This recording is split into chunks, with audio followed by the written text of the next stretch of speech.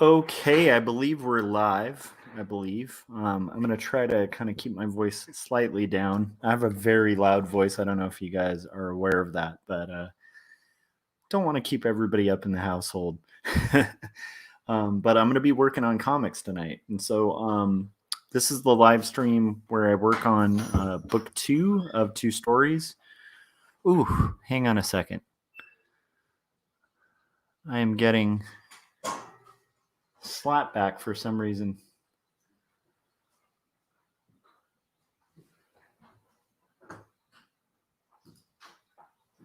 That should work now. Did that work? Yes. Okay. Okay, so I have something pulled up on my Oh my goodness.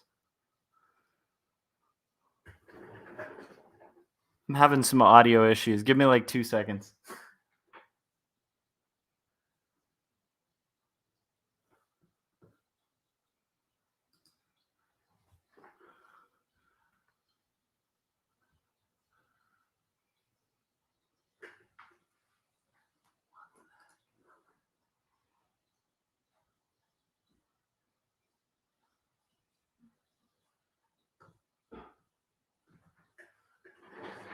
Okay. I think that worked. Whatever it is. I hope that worked. Okay. So, oh my goodness, it didn't. There's still slapback. This is weird.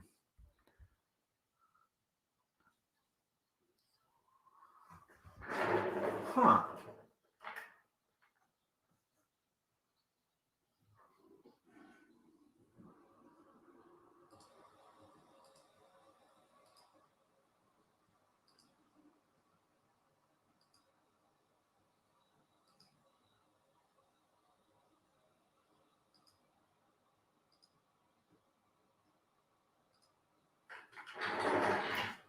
Okay, I know this is a lot of fun to hear. I'm noticing that there's like this weird delay as if it's got a YouTube video playing. And so I'm hearing this like weird loopy thing, but are you guys hearing like weird slapback? I'm curious if that's only on my end.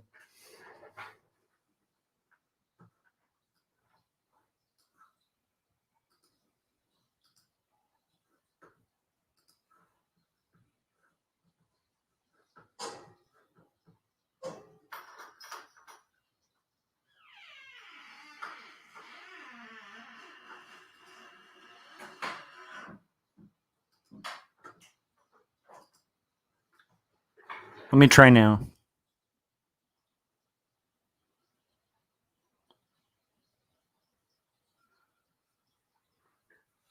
It's weird. Yeah, okay, there's a weird delay. So I'm going to leave the stream. Please hang in there. I'll be right back. I'm going to just try re-logging on and see if that solves the issue.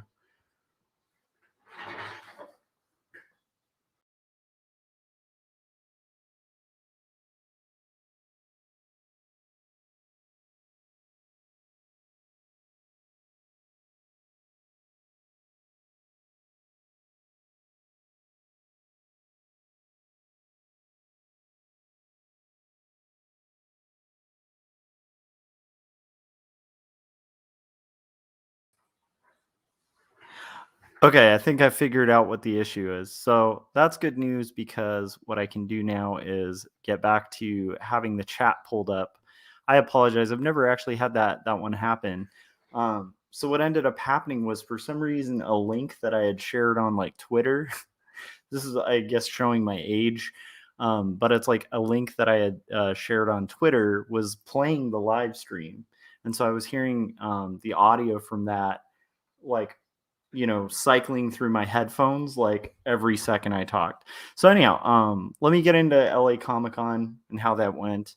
Before I kind of get into that, I'll explain a little bit about who I am and all that kind of fun stuff. And let me just get that chat pulled up again, just so we can kind of get that going on.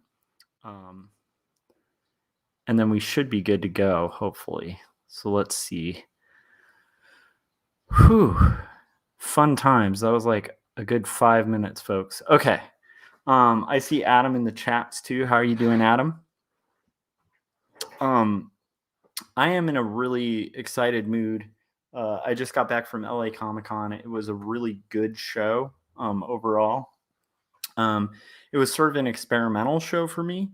In the past, when I've done conventions, uh, what tends to sell at a con is like prints, like exclusive prints are like your best bet on like making a decent amount of money at a con, because you're going to spend like maybe, I mean, if you really hunt around, right, you're going to end up, I mean, you can probably find a really good printer where you could print things definitely under $1, like at a really nice size, at a really good quality, and low, like even low minimums, you could probably find that even with the paper shortage, maybe like $1.25, right? And you can sell them for like $20 or $15. So you're making like an insane return based on your investment. And so generally, people who booth that I know tend to make their bank on like prints, right? And it definitely helps if you have pop culture related prints, like things that people are already attached to and things like that. But the problem is, and I've heard this from friends like a lot who sell like pop cultural prints, is they'll sort of sell their prints, and people who, like, let's say it's like, I'm a huge fan of Doctor Who, right? And oh cool, we're joined by Ronnie too in the chats. How's it going? Crimson Owl Comics, definitely a very good person to be following on YouTube as well, especially if you're really into horror. How's it going? And Adam, I also saw that you have Toad Road up for sale, and I'm going to try to pick one up after this stream, or at least tomorrow. I'm pretty much done unpacking from the con, but anyhow, so I'm getting derailed here. Hang on.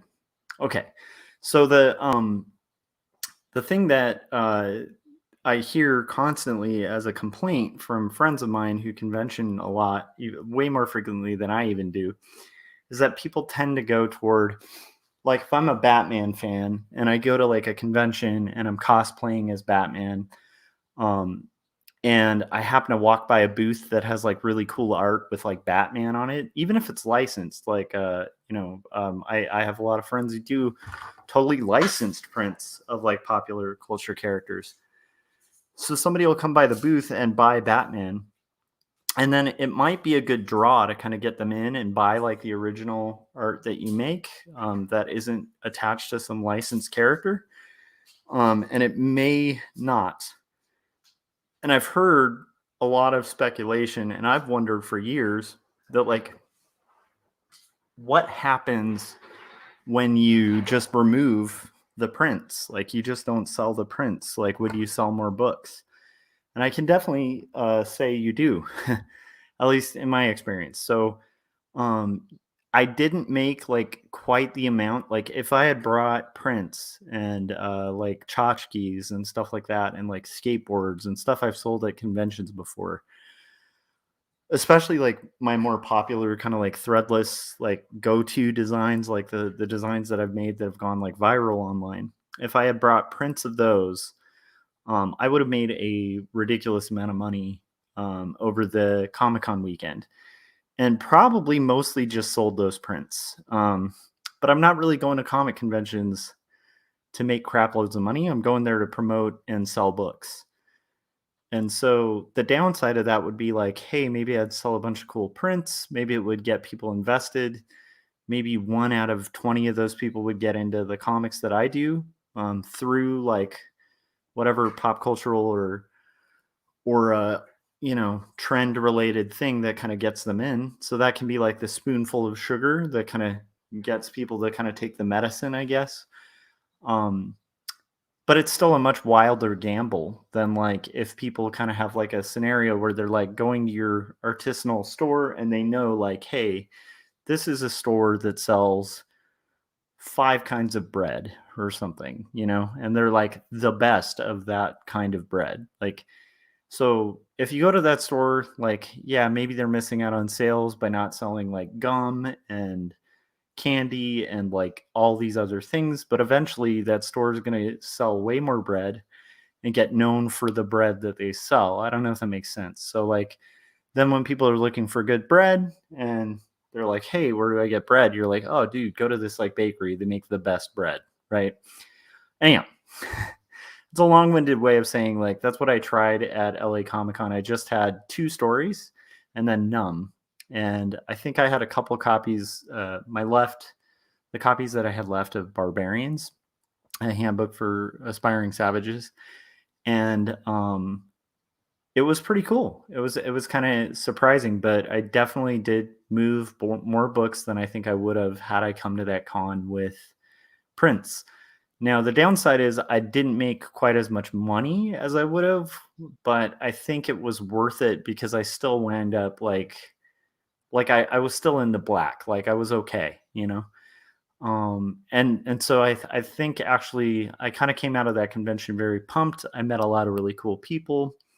There were new readers, there were old readers. Like I actually will be calling this listener out, but like there was a person who is a really big fan of Artcasters who actually came to the con with a poly bagged copy of 2 stories and asked me to sign it, and like pulled it out of the poly bag, and we talked for a while. And he's just a super cool dude, and he knew like character names from my book and had I think come to that con like specifically to meet me, which was really cool and exciting. And there were a lot of like really cool moments, like meeting really cool people. And I'm going to do a much bigger recap, I think, on a future Artcasters episode. But overall, it was a really good con. It was cool. I was a little nervous because of the pandemic, but I was really proud of the LA Convention Center and like how effectively they seemed to be really making sure that everybody who came in was tested or had a COVID vaccination card. And like everyone at the con just kind of kept their distance.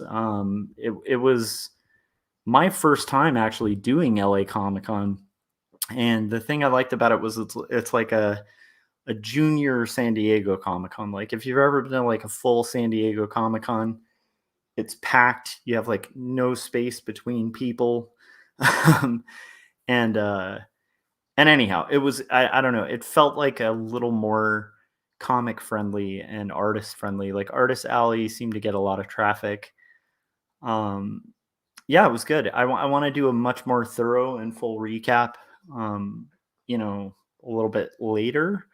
But for now, I also want to get into working on 2 stories book 2. So, oh, and I should mention I have 2 stories book 1, which is my graphic novel that talks about my journey with depression and panic disorder, and kind of talks about like sort of like the trials and tribulations of childhood and adulthood. And that is available on Amazon for like a really reduced rate right now. So yeah, that should be cool to pick up. And if you don't want to support Amazon, which I totally would understand because they're like a behemoth of a company, um, then support your local comic shop and ask your LCS to order 2 stories from there. And while you're at it, you should also ask any comic book store or major chain store to order Jacob's Apartment, which is my graphic novel about Jacob, a character who is sort of struggling and sort of like rebelling, I guess, from his like he had kind of grown up as a Christian, and he's kind of reeling from his father's death, and winds up meanwhile he's roommates with this girl Sarah, who is sort of in and out of one night stands, and a heavy drinker who's sort of coming to terms with her lost relationship with a professor of hers who moved away to New York, and they sort of find a way to help each other heal, and in a story where like their dreams interweave. It's a very complicated, interesting story, and I'm really proud of it. And it's like 136 full color pages, and that'll be out through Graphic Mundi this May, which I'm really excited about. And actually, wow, I'm not even drawing yet. Okay, but there's so much I have to catch up on, right? Because I've been at a con all weekend. Philip was saying, sorry, what was the name of that book again? So it's called Jacob's Apartment, and that is coming out this May, and I'm really excited about it. And ironically, today I was going to spend, like, I had requested Monday off of where I work during the day on as an art director. I was like realizing, like, the day after doing a con, like if you've ever boothed a con, it's exhausting. And so like the day after, and Philip said, thank you, Philip. Thanks. That's a really good question too, because I was probably just, I don't know. I have a lot of jumbled thoughts coming back to streaming because I'm excited from a really good weekend. But I appreciate you speaking up because a lot of the times, like when somebody asks a question, it's like there's probably like 10 people who wanted to ask the same exact question and just didn't. So I appreciate that. Thank you for asking and for having the gusto to ask. So anyhow, so I was planning, my plan for today was going to be like sleep in, of course, like catch up on sleep and rest my voice, because like you definitely lose your voice, at least I do at any con, because you're running through like a lot of pitches and stuff like that, with just tons of people. And then you're also kind of, if you're like me too, like I'm a bit of an introvert. I think most artists are. Hang on a second, cracking open my favorite kind of Golden Road drink, which is Melon Cart, which is not promoting this cast. um, and then Philip said, I lost my connection and missed the name of it. I don't mind. It's fun to repeat the name. And I'm really pumped about it. So anyhow, I was planning on using today to kind of catch up on rest and catch up on like around the house stuff, and then eventually like catch up on the time that I missed to work on Two Stories Book 2, which I should be working on right now, and I'm going to start in a second. But yeah, so I get home, I kind of sleep in a little bit. First thing when I wake up, there's like last minute corrections, and we're like at the point with Jacob's Apartment where like the cover's done, the spine's done, like we finally approved the back, we have all the quotes. It's been listed and like announced in Publishers Weekly. So we're just like ready for that book to like, I mean, in book publishing, like you need to be like months ahead of the game if you're doing like the proper kind of distribution channels and stuff, from what I understand. So we're like ready to go. And then like, and we had already done revisions, but there were like last minute proof revisions that came in. And so like this whole morning till about noon or like 1, I was just like hauling, just like doing these last minute changes. And a lot of them are like add a comma here, add a period here. I think there was one art revision, which was a really good call because I had a character who had a ponytail, and the ponytail was like higher up on the back of their head in like a small panel. And it was really kind of weird once they pointed it out. It's just those like last minute touches that I really appreciate having an editor for, and having like multiple eyes on it. Because I really am excited. It is like a cool thing to know that like everyone at Graphic Mundi seems equally invested in making this like the best book they can possibly make. And that makes me happy because I want it to be the best book it can be. For you guys, like for anybody who like manages to pick it up. But regardless, that definitely set me back. So it's like this morning to like midnight, I'm just like working on that book. And then it was, or sorry, not to midnight, to noon, I'm working on that book. And then from like noon to like 3, I kind of had to get all the booth stuff worked out, deposit whatever I made like at the con, kind of count that all, get settled. By the point I was done with that, I needed another nap because it's just like, again, it feels like running a marathon, like doing a con. And I think I touched on this earlier, but it's like we're all socially introverted as cartoonists. Like most of us are pretty introverted. We like to like sit in a room for a long period of time and like draw stuff. And so like to be that on and like active and like talking to a bunch of people, it's really fun. It's really stimulating, but it also just takes like your soul a little bit. Like I don't know if that makes sense, but it like sucks the energy out of me, like so that by the end of like a con, I feel like just completely drained. Like and a lot of that's also just being kind of an introvert who, like a lot of introverts, I enjoy interacting with people. It's just like four times the work for me to interact with people than I think like a lot of people, which is weird because I come across as an extrovert. Like I do enjoy learning about people. I'm interested in conversations with strangers. I just think conversation is a great thing, and like being at a con where you're surrounded by people with like similar interests, it's awesome, but at the same time, like, yeah, so so then most of the day was like unpacking, getting that stuff ready, um, get my kid to sleep, and then I managed to get my workout in because I hadn't worked out like the whole con. I was thinking like I would do that because I wound up getting a hotel room. So I stayed at like the Biltmore in downtown LA, which is an awesome hotel, and got like a super cheap rate.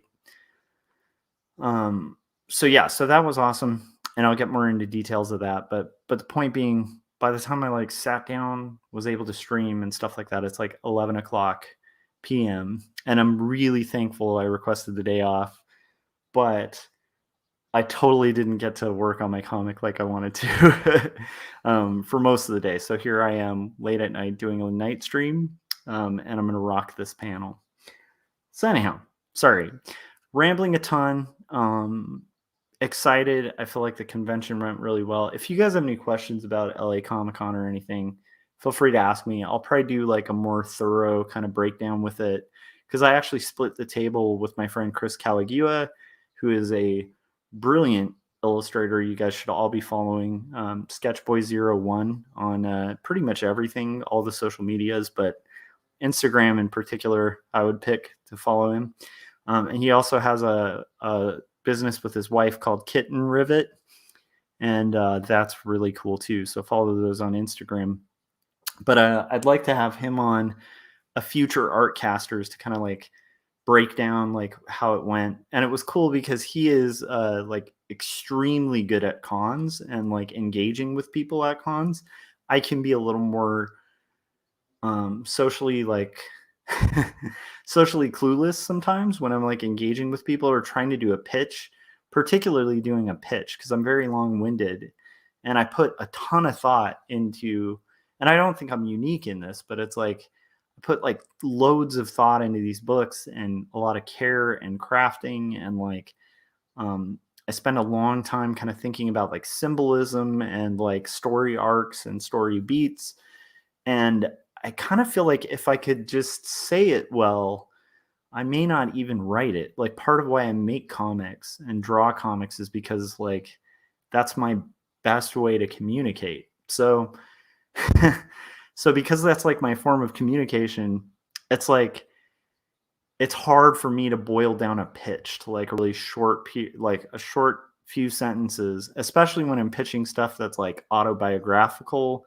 and like heavy as hell. Like, like two stories like deals with like a suicide attempt and like some really heavy topics that like, it's like if you're casually going to a con, you don't necessarily want somebody to be like, hey, you want to buy this book about my like previous suicide attempt or something. Like that's really awkward to hear. So it's like the way you craft that to where it's like comfortable for the person, but invites intrigue and interest. It's really hard. But Chris gave me just tons of really good advice. I'm just observing like my pitch and like I'm still refining it for Jacobs too. And so it was really cool having him there because I feel like I actually learned a lot. I picked up a lot. I'll do better next time, but I actually did really well. Like, and here's the thing: because I've been an artist for a long time, I take critique pretty well. So like when he gave me some advice, I was just like instantly like, I'm gonna try that. And I did, and then it actually worked and my sales improved. So cheers to Chris. But anyhow, like also I want to have him on a future Artcasters. It won't be this week's because we already have that guest booked, but maybe in like 3 weeks I'll have him on and we can do like a full LA Comic Con kind of dissection and kind of go through it. So that's pretty much that. All right, let me get to drawing. And I need to grab a piece of paper to put under my hand because I actually threw away the other ones because they were like covered in ink. So I will return in 2 seconds.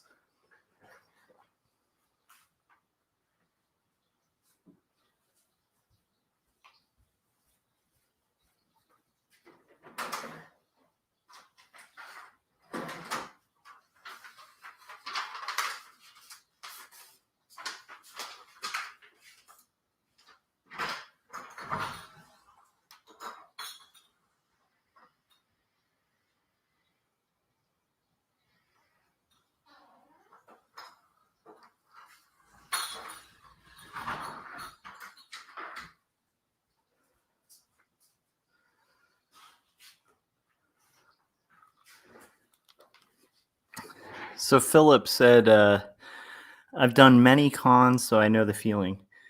Cool. That's awesome. And then Ronnie said he was doing 2 weeks of vacation. Did you do 2 weeks of vacation, dude? That is awesome. To do like a full 2 weeks. What'd you do? What'd you choose to do? I have like my folded paper now, so I'm ready to rock. And I'm also a little just getting back in the flow of like sitting down and working again.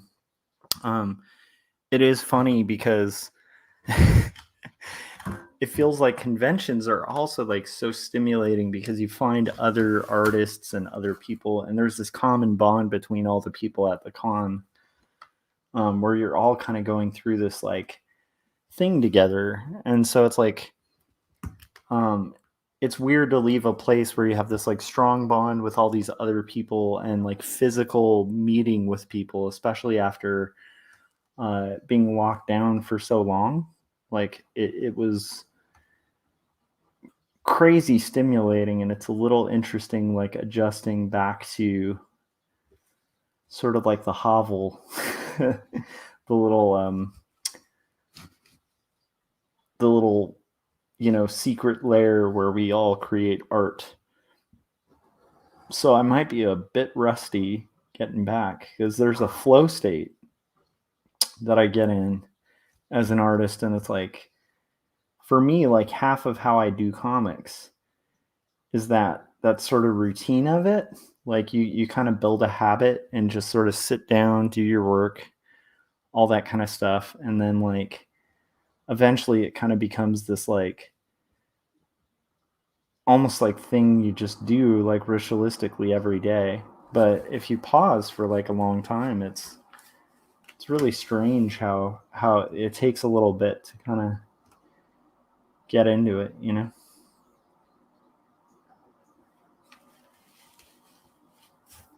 So my goal though on this stream, I'm going to do this panel.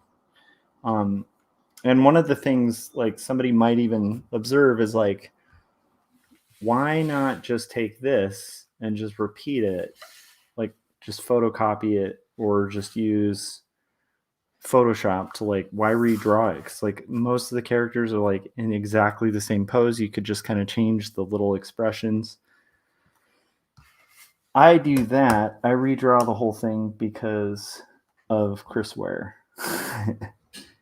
He's my favorite cartoonist, and I just noticed that he has this tendency to rock that kind of thing. Like he will just redraw entire backgrounds that don't need to be redrawn. And I do that because I think that there is something really cool when you're reading a book and you're like, they redrew that whole thing. It keeps that like organic feel to the book where it's like that hand done vibe. And it's also just a weird little neurotic thing that I love doing. I wouldn't do this on a lot of client work, like on client work, especially if you're on like a really tight deadline. You just don't have the luxury to redraw every panel. So you definitely are going to take whatever shortcuts you can. But in the case of this, I don't see why not redraw it. This is sort of my baby, so I want it to be everything I love in comics. Ronnie said, had Thanksgiving with my mom and other family in St. Louis. And then, do you say St. Louis or St. Louis? I want to know. Missouri. Seeing a lot of family and friends that I haven't seen since 2019. That sounds awesome, man. I think going back to your hometown is really important.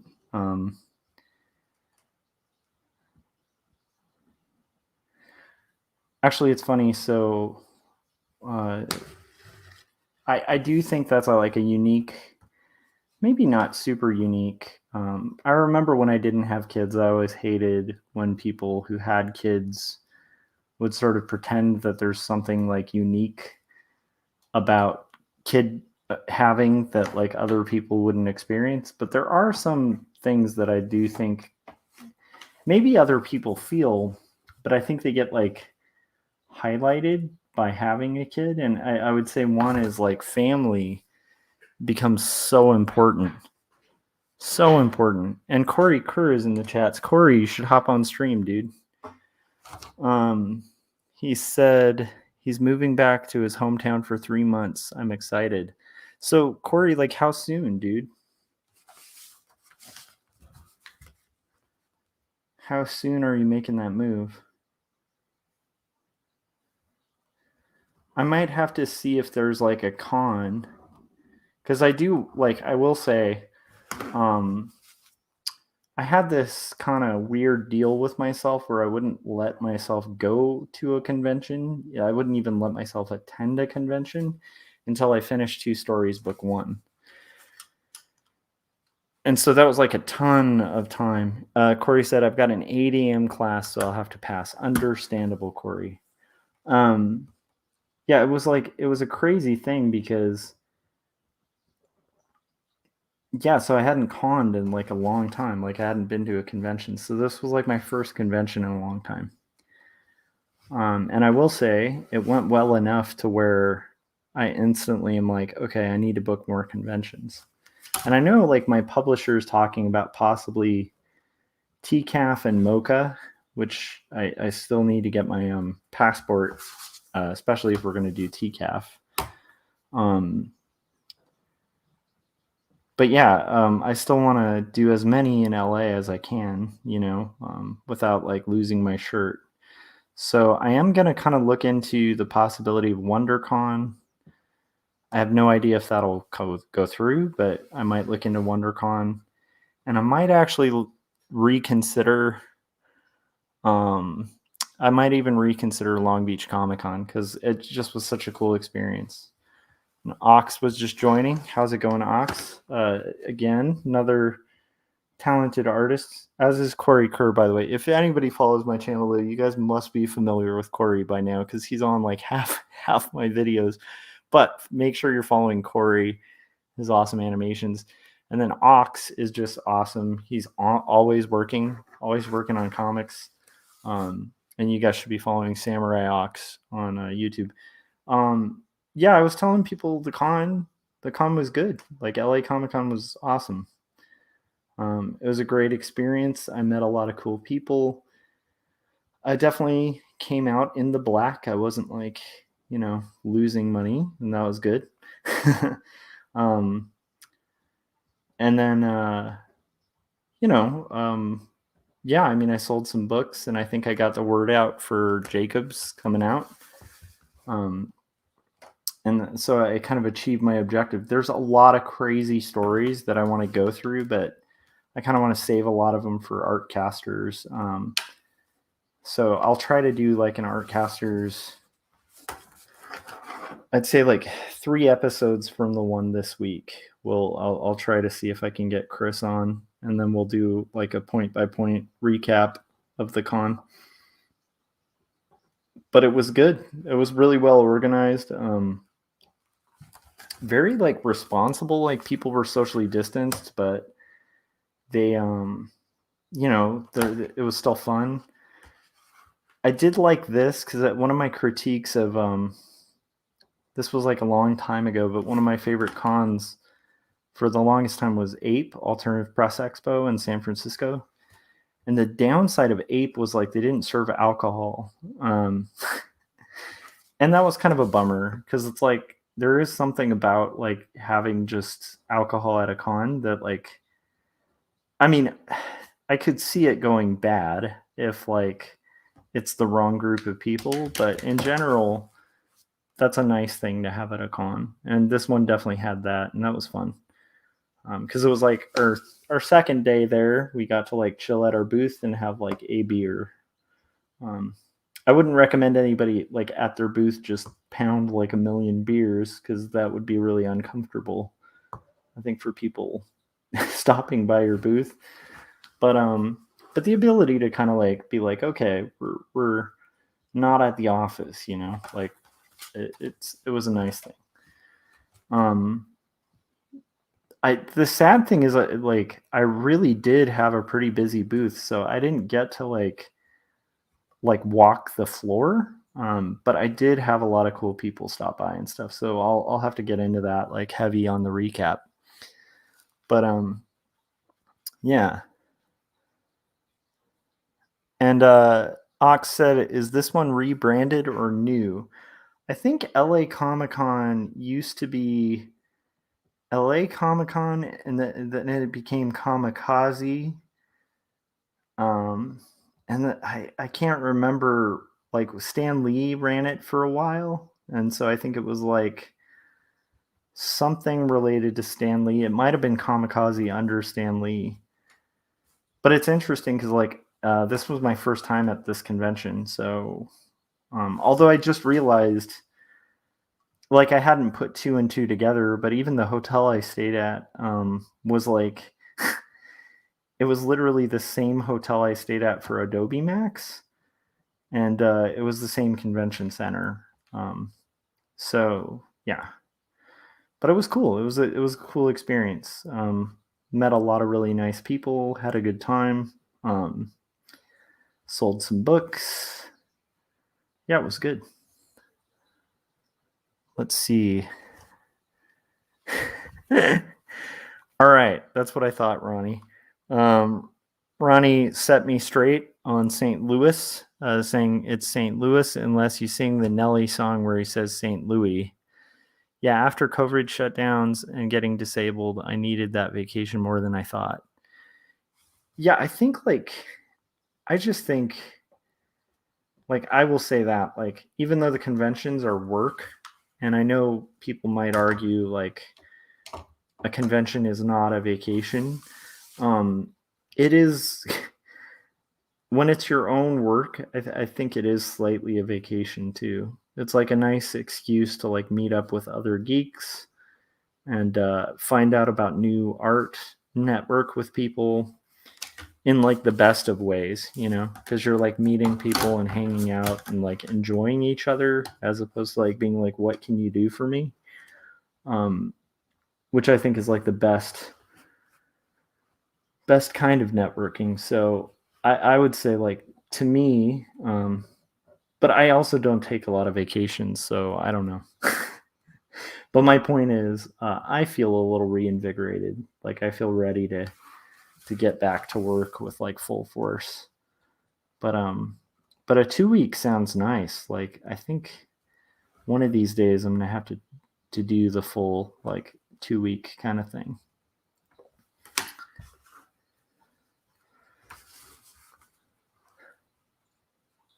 And I'm guessing. Corey said I had a local store reach out wanting to carry my stickers and postcards. It's kind of fun. That is very awesome, dude. You gotta cruise by there. Oh, and then Corey also said we're moving at the end of the month. That's amazing, dude. That's an adventure. Kind of leaving the house for a bit, making some art in California. That sounds amazing. I wonder if Corey relates to this, because I know Corey's like got a similar work ethic to me. One of my problems is like vacation or no vacation, like I have trouble not working. Um, because if I'm not working at like work, I'm always working on some kind of project. Um, I just kind of find myself always working, which I think can be admirable, but it can also be a bad thing. Like I definitely recognize that in myself. There's times where it's a really good thing, but definitely times where I think it's good to like stop sometimes and be like, hey, there's like a sunset and beautiful things, and like reinvigorate and kind of find purpose or whatever. I think there is like a point where that could be really nice, you know? This is going to sound funny. In my process, like ruling the lines and stuff, like I'm doing right now, I view this as like the boring bit. I don't know if that's unique to me, but it's like, I feel like it's the boring bit while I'm doing just the contour lines. The fun bit is when I get to go in with the brush and like rock it. Um, I don't know if that's like a unique thing. Oh, I did want to share this thought. Um, it was just a cool thought that I had this morning. So like I realized like, oh, what was it? Let me see. Okay, here it is. This morning, and I kind of already talked about this, but I didn't really share the thought I had about it. So this morning I woke up exhausted from a convention, and I had notes from my editor for last minute book revisions that I had to do for my book release in May. And I had this brief moment when that happened where I was like,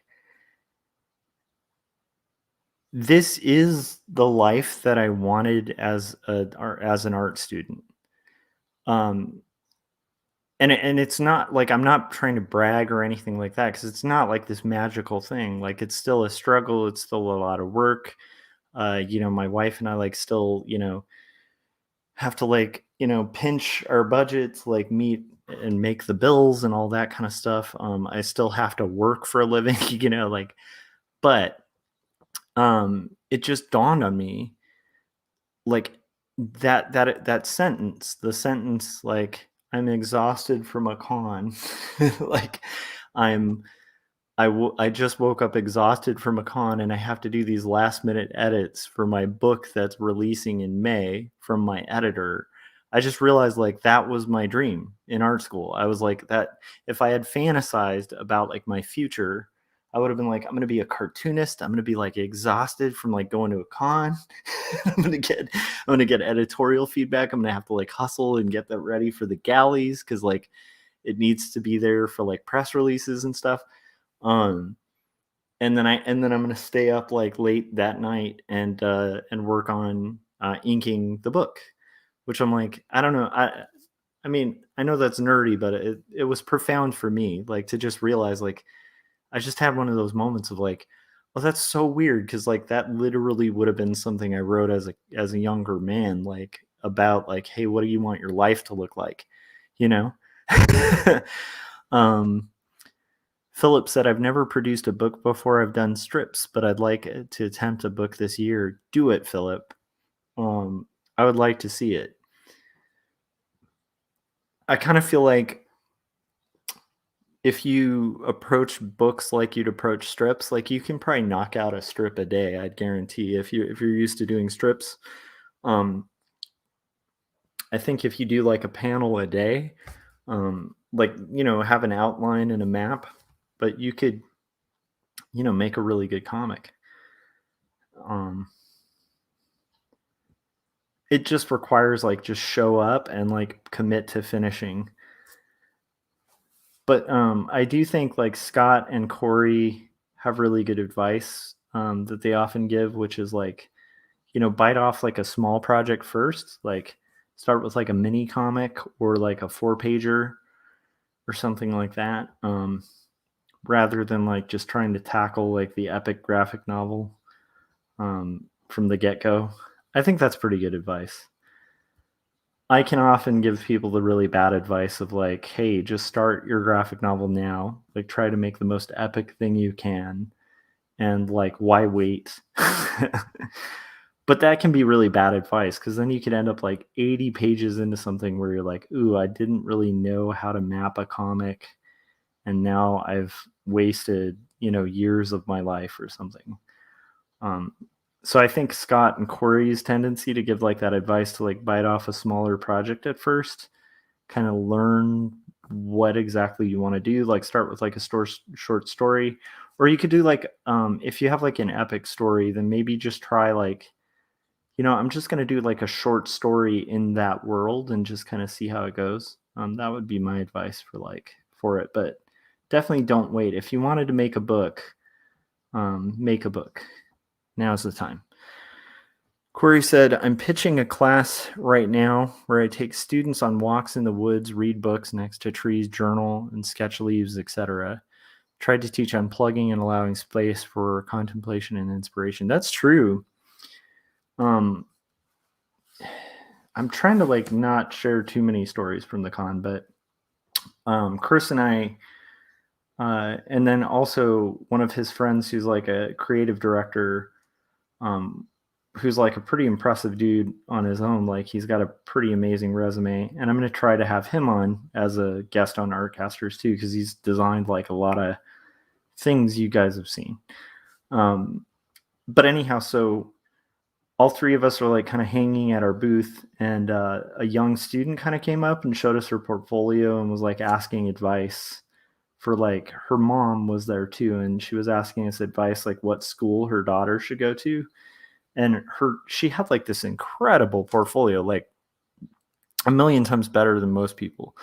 Corey said, I got to bail. Good night. Don't have too much fun without me. We're going to have tons of fun without you, and you're totally missing out, Corey. I'm just kidding. Have a good night, Corey. Yeah, so like the advice that, like, I mean, she wanted to go into animation, so immediately we were like, yeah, I mean, go to like art center, like if you can, like you can get a scholarship or something like that, like, and you're in that area, like, yeah, you should go to art center. But then also we did pitch because like all three of us came from CSUs, and like, so Chris and I were like telling her like mom and her, like one of the advantages of the Cal State system is that you don't get to like go to the school and just specialize in your specialty, which is kind of annoying when you're young because you're like, I just want to do art, and you have to take all these like general ed courses.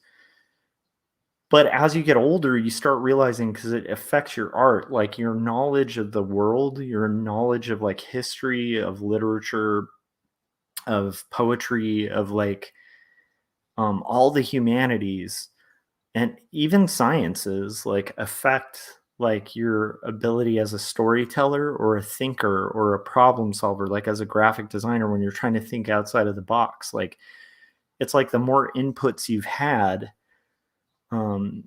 like the better you can do. And even if you can't do like technically as proficiently as the artist next to you, you might be able to do mentally stuff that they never do, right? Because you're learning things outside of your field. And I think that's a huge advantage. So I think, Corey, they should approve that class that you're pitching. Yeah. Philip said, I've had a larger story in mind I've written over years, but that might be a good idea to do a small part first. It depends, man. Because again, like you said, you've done strips. And so like if you've really done like quite a lot of strips, then like, and you kind of know the craft a little bit, I don't know, maybe maybe try like one chapter or something, you know? Because to me, I do think the smaller though is probably good. But maybe if you start with like a chapter, because especially if you have that like baby, like that story you've been wanting to put out into the world, and you feel like, if you feel like that's something you're supposed to tell, I would think it would be a shame to like not tell it. My argument for like kind of biting off a big chunk that I think would be like the counter to like Scott and Corey's take is like, we have like so long on this world. Like, and so if you have a story kind of sitting there brewing, that you feel like you're supposed to tell, like it might be a good time to start, That's kind of my take, but who knows? And then he said, baptism of fire is fun. Let's see here.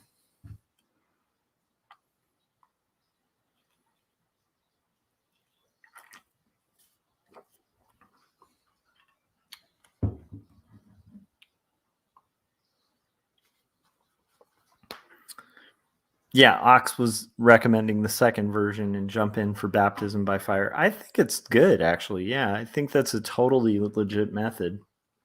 I had done like a couple short comics before my first graphic novel, but like, yeah, I mean, I think as long as you care about what you're doing and you're trying to kind of make the best thing you can, you're gonna inevitably end up with like something that's like the best thing you can do at the time, which usually I think stands a little bit of the test of time. So like, yeah, and I will tell you, like, you learn so much about cartooning from from that process.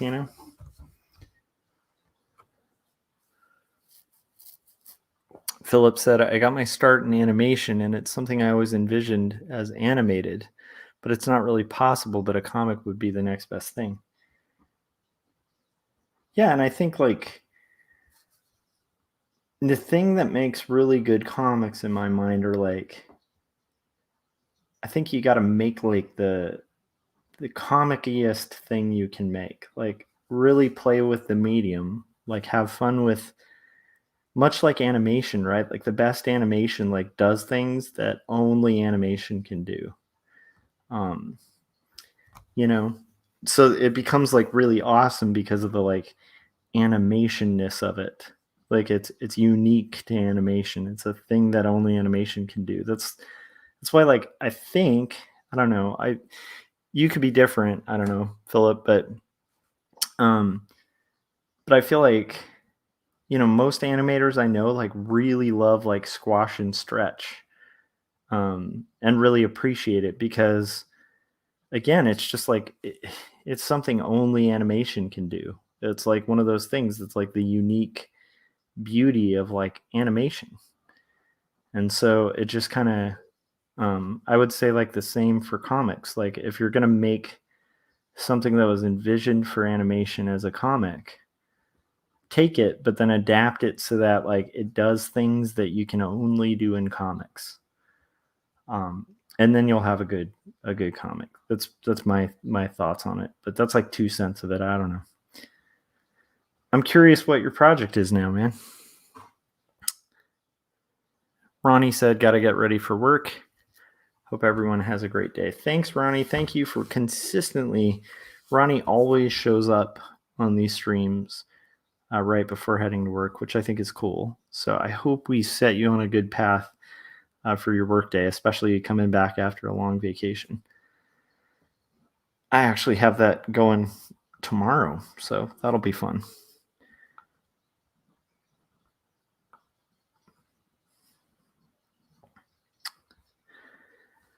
Let's see. So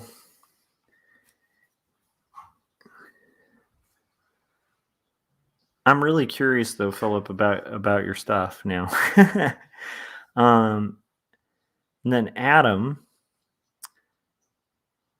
was asking the same thing. Yeah, like what's the scope of your project? Let's see here. So this is the thing that I like about like redrawing the same background. So it's like this and this are going to be like minutely different. Like hardly anyone will notice, but for the people who do, notice that like that is a little different than that. It's just like a little treat for those people. Might seem insane though to kind of go that route.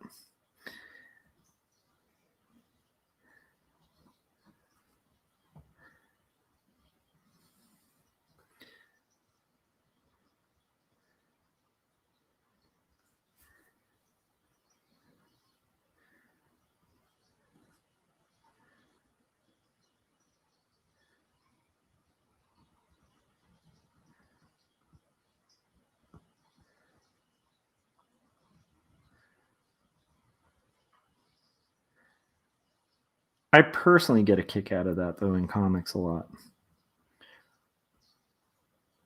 When you can tell the person like redrew it, you know.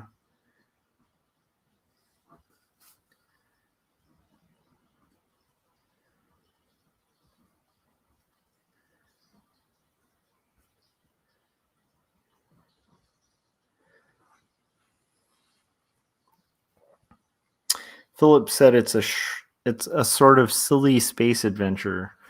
A silly space adventure sounds like a cool comic.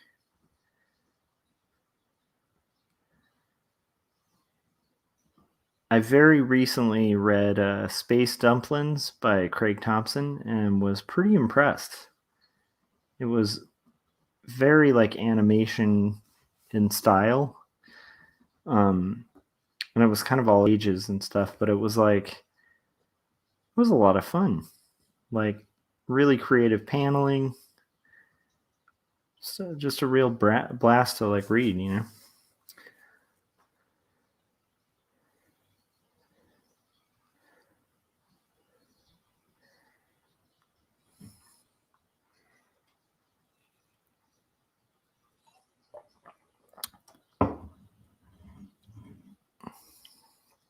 Adam said Space Dumplings is great. Yeah, I thought it was just it was a lot of fun.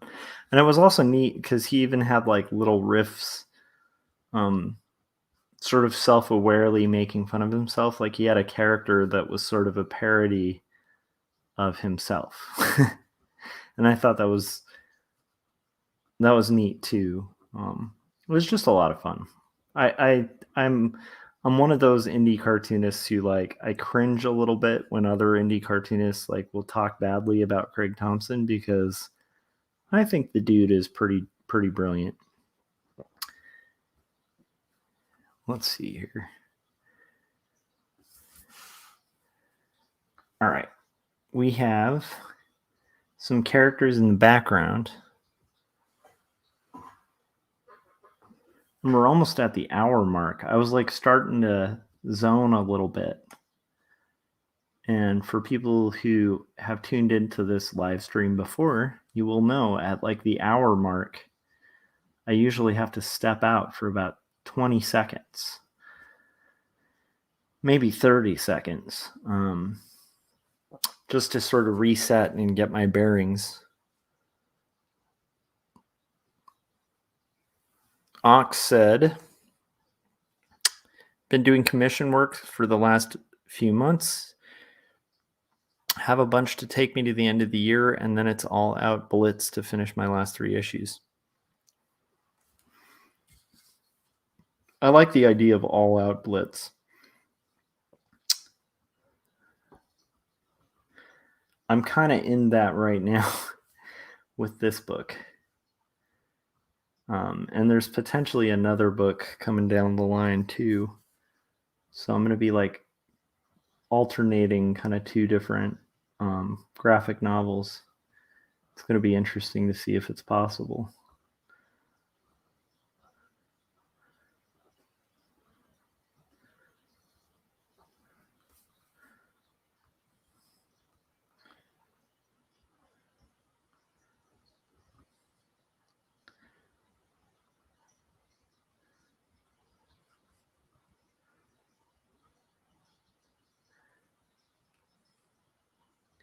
It was so fun to it's fun to meet people at cons. Like I really enjoyed that, and I hadn't realized how much I had missed that. There's something just really cool about connecting in person with other people having the same pursuits.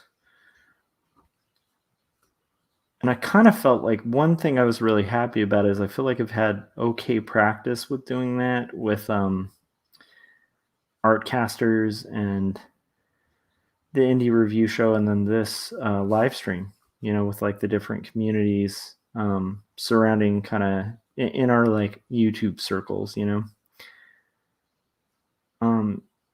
but that is something really special. It's like it's a good thing to kind of have,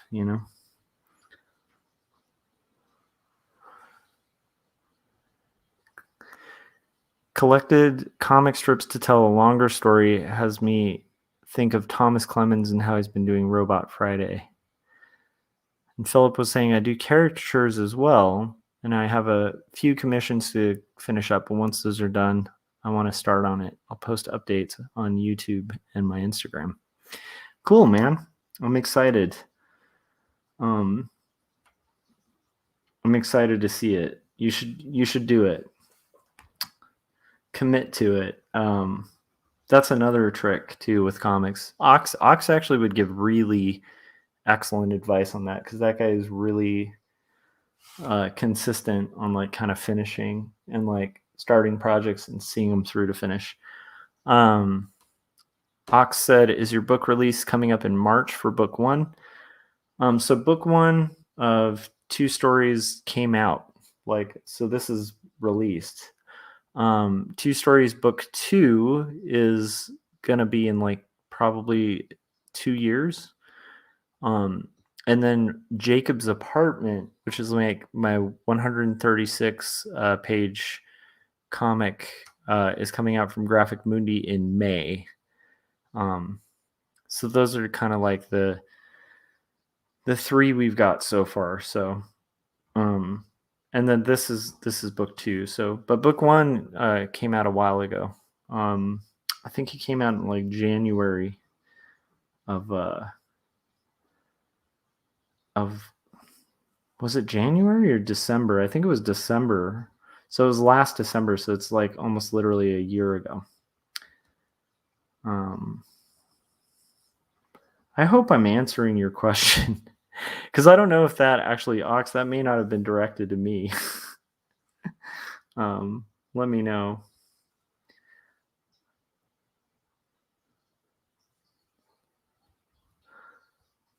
But yeah, I'm really excited about and Jacobs is just like it's a complete story, so it's not like a part 1. It's going to be like one and done, like just a complete total story.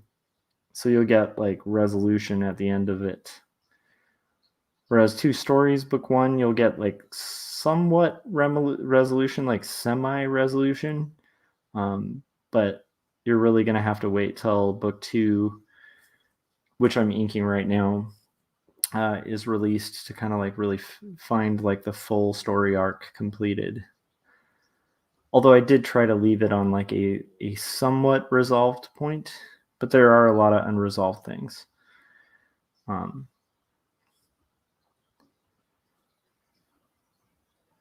Let's see here.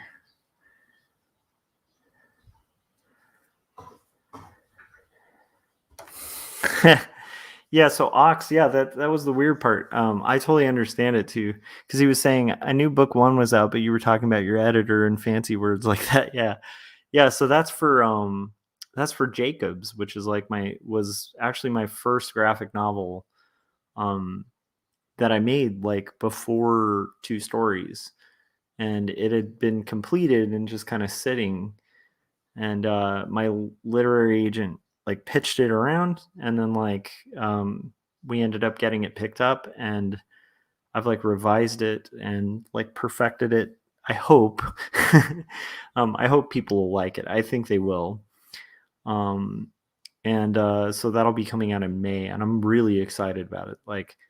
And it kind of works out because I was hoping to have this book done in a year, and part of why I even wanted to put out Jacob's Apartment was it's just going to be such a long gap between Two Stories Book One that I wanted something to offer a year after. So in theory, I'll have like a book out in May, and then hopefully by like the next May, I'll have like this book out. So we'll see. We'll see if I can hit that deadline.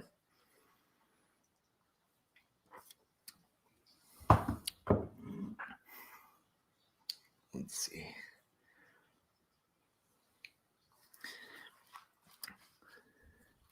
Yeah, so Ox was saying Jacobs was your dream project you did first and shelved, right? Yep, exactly. So I had like worked on that book for about 5 years. And then I had completed it, and like, yeah, it just never got out. And it was just sort of something that once I got further into Two Stories, I was just like had almost forgotten about, which is kind of interesting because it's like in revisiting it, I was like, this was a pretty good book. Like, and like drafting the proposal for it and stuff, it was like kind of reviewing through all these like really heartfelt decisions I had made with it. And it kind of made me realize, like, I don't know, I'm really thankful that it's going to see the light of day because I think it was a really good book. And now hopefully more people can see it. And that makes me really happy. So yeah. But it was kind of a strange strange sequence of events where like this year has been like like a very exciting year because I feel like a lot of my career has been like hitting a lot of red lights, especially in the comic arena, where it's like in illustration I got to a point where I saw some green lights and actually like made some progress. And I feel like this year has been just like green lights all year with comics, and it's almost like a surreal experience, where you're just like, whoa, this is nuts, because like it's been a very like long uphill battle to kind of get there. But yeah, it's been pretty cool. How have you been, Ox? Like, I'm excited to kind of see you get back in the saddle and rock some more comics, man. I kind of feel like, from what I know of you though, Ox, like you don't seem to take long breaks from comics, like you're usually pretty darn productive, just kind of like rocking them.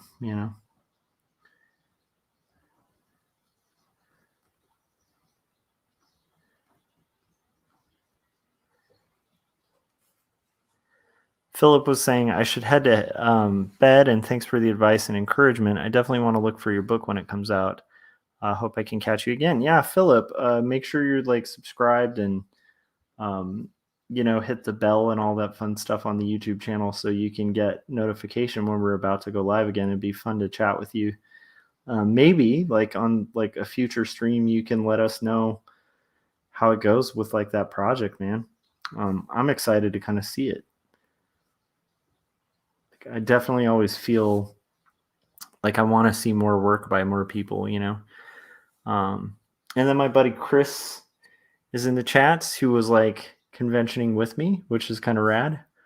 And Chris was saying, hey, Jacob's gonna be a real thing. Yeah, it's pretty cool.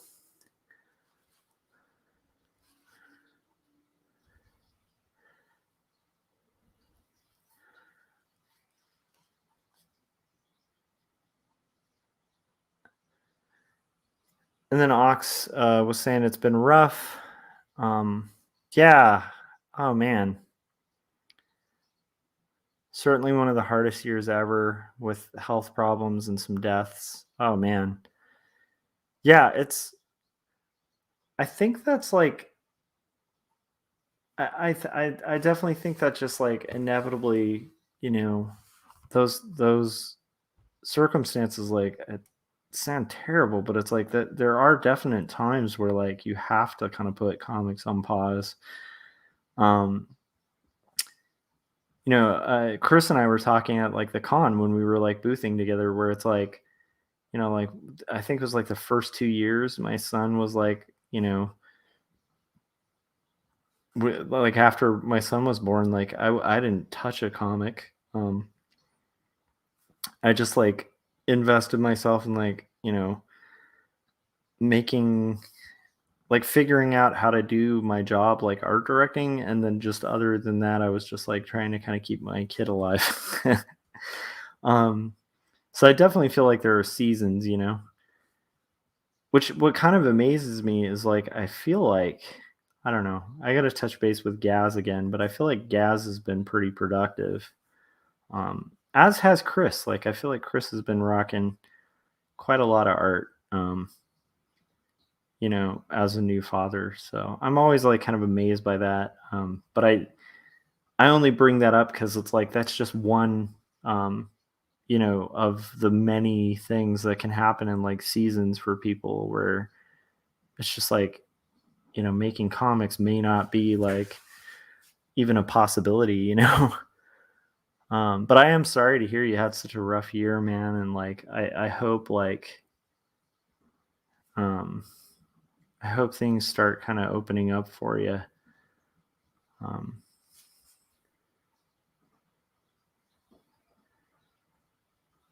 but it kind of sounds like from what you were expressing, like you're pretty much ready to get back, and that's really cool. That shows a lot of strength too. I think of like character to kind of be able to do that. Um,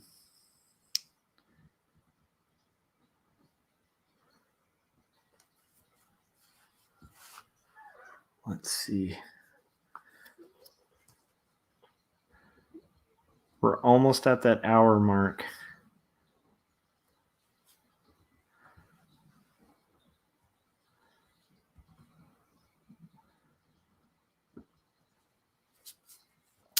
Now I'm kind of curious, like Chris, if you're still in the chats, I want to know. I'm kind of curious, like how, like if you managed to catch up on rest a little bit after the con, because holy crap, like today, I did like sleep in a lot, and then like I even had to have like a nap after that because I was just like pretty beat from the con. So I was just kind of curious, like, what's your recovery? Well, we could talk about some of that whenever we do like a recap of the con too. But I'm kind of curious, like, what your convention recovery tips are. I will say I hit the workout today though, so I feel good about that, and I do think that's going to help me in recovery too, um, from con recovery. Ox was saying for sure one of the main reasons I've been out of the loop. I've always felt that the universe has paths for all of us. We need turmoil, um, to make us appreciate the good times too. That's a really good point, Ox. And then Chris was saying, yeah, sorry about the tough times. Life can throw emotional curveballs. Yeah, it totally is. Um, Ox was saying, what is the Numb story on your Etsy page? Was that a shelved one too, or you just put that out on your own? So that was a comic that I did. Numb was like my first comic book, like real comic book. I had done like little minis and things like that, but like it was at this point in college before I had my degree. Um, I was like taking classes. I was trying to get better as an artist, and I just had this like realization that nobody was gonna let me make comics. like No one was gonna like kind of give me like an okay to make comics. Like I just had to make them. And so I decided like I'm gonna take a real shot at like writing and finishing my own comic. And so like I did it, and it took me about like a year, and it was like a 24 pager, but it took like a year because it was like my first comic. And it's like done with like two tones, and then I at the time there was no like Kickstarter or anything like that. Um, and so there was like this grant that like Peter Liard, the co-creator of the Teenage Mutant Ninja Turtles, was giving out. And I had looked at like a lot of guys like Jason Lutz and um, I'm trying to. It's a crazy list of people who got the Zarek, but like all these cartoonists I really admired had gotten this grant called the Zarek Grant that was from Peter Liard. And Chris was saying, Num was Josh's first comic. It's a Zarek Award winner. And then he's like, haha, I'm still in convention mode pitching our work. Totally. Well, we're always in convention mode pitching our work, man. But yeah, so yeah, like I ended up getting like the Zarek, and it was weird because it's like I have no idea how.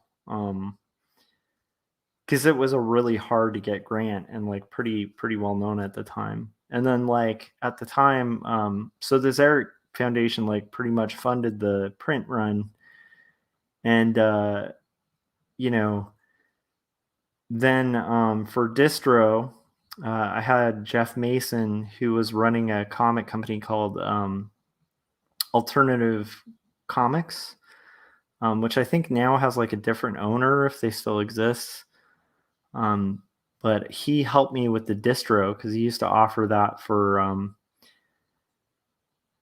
Zarek winners. So he helped me get into Diamond and get it listed, and it was like at tons of comic shops, um, and I made the kind of naive assumption as like a young cartoonist where I was like, I think I had done a run because at the time you couldn't really do small press runs with like a printer for comics that looked any good. They didn't have like a lot of these sort of options that they have nowadays. So I had to run it through like Le Bon Fon, which I can't remember if it was called Cubicore then or if that's what it's called now. But anyhow, it was like the big printer that like ran all of like Marvel and DC and all of their issues and stuff. And so I got it printed through that, and I literally sold out of like I think the first, I think it was like a 2000 issue run or something.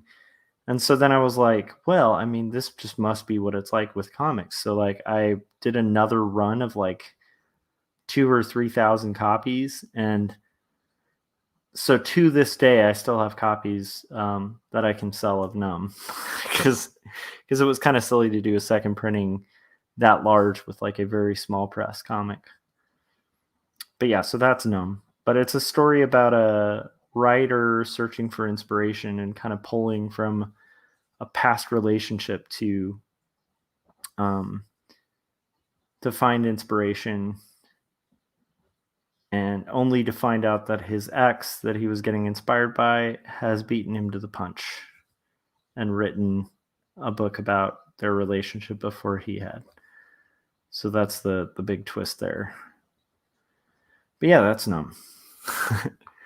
um,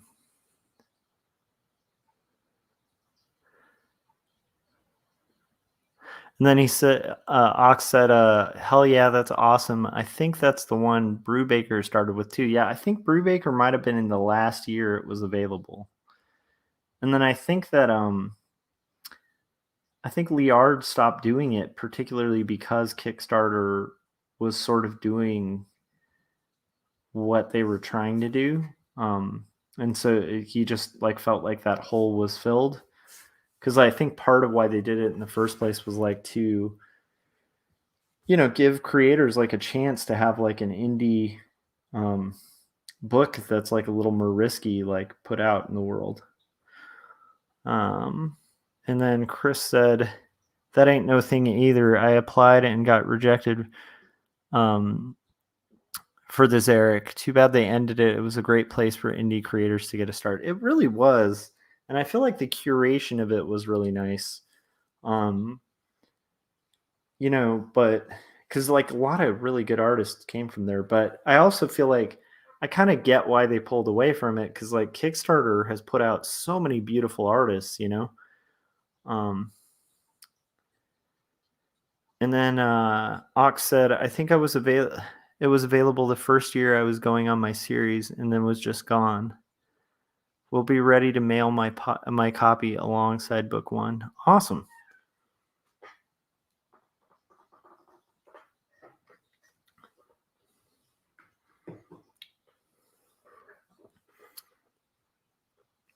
But like, I honestly think like the great thing about comics is like the longer you kind of do it, like, the more you just get done, and then eventually like avenues and fans start happening. Like, not that you get like massive fans or anything, but it's like um it does feel like a process where you like really have to like trust the process and just kind of go with it. And then like, strangely, if you keep at it and you keep trying to do better and better, like um doors start opening, and it's this weird thing. It doesn't work the same way for everybody, but I definitely feel like the persistence thing is like a key. You have to be kind of like stubborn. At least that's been in my experience. It's been like a very long slog, and it's been interesting to have like a cool year of like green lights and stuff.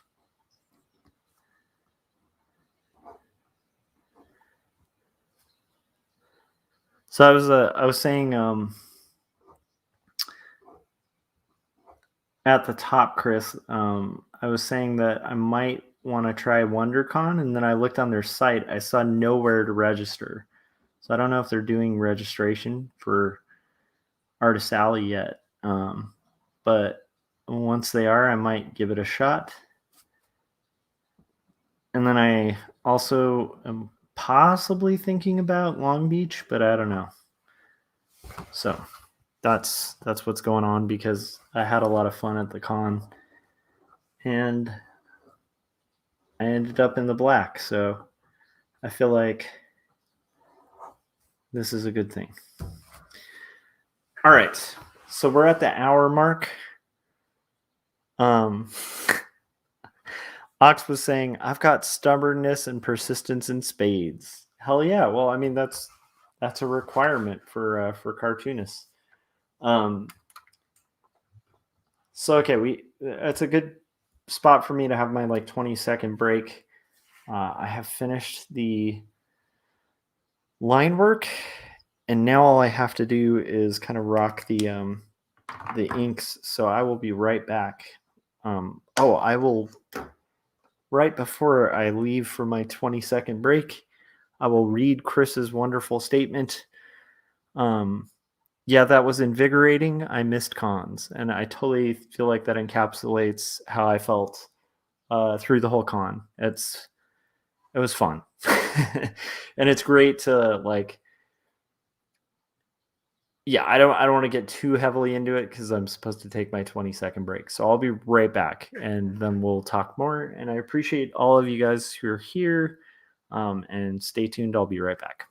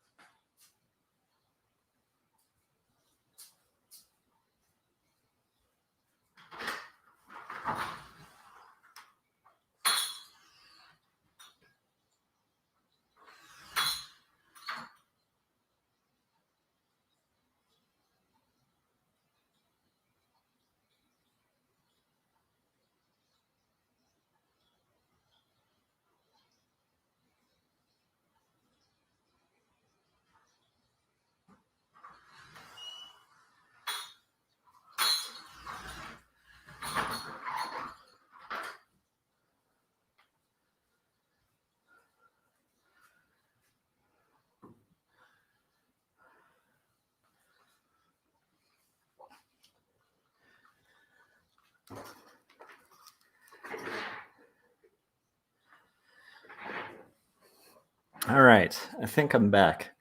All right, so the one thing that I had forgotten about with cons, though, um, oh, Chris, I don't know if you ever mentioned like what's your strategies for recovery are from a con, because it's like that's the one thing that I like. It's weird. It's like you have this energy and yet you're totally exhausted. I don't know. It's a weird thing where I'm like super exhausted, but I'm also like super pumped. Like I feel good working on my comics because it's like a good reminder. Like there's real people. Like you know, and also like it's super inspiring because you see all these different people like working on their different stuff. And like even as a young artist, like I really um found conventions to be really cool because it made the impossible possible. Like the great thing about like boothing at a convention is like you start actually seeing a window into like how it's done, where you're like, oh, like you can actually do this. Like there's people who like make like Etsy crafts and like make a living at it. There's people who like do like posters and make a living at it. Like there's people who do all these fun things, and there's people who don't make a living at it and just do this stuff out of like pure passion and love. And like it's just like it's a good like it's a good excuse breaker. Like cons, I feel, are like a really good excuse breaker because like you go to them and you get this energy of like, holy crap, like I can do it. Like these people can do it, I can do it. And like people are doing this. And then it's also like really encouraging because comics are a ton of work, and like to meet other people who like dedicate their time to the craft. um Chris was saying, I feel ya. Chris was saying strategy for recovery, sleep. Yeah, I did definitely.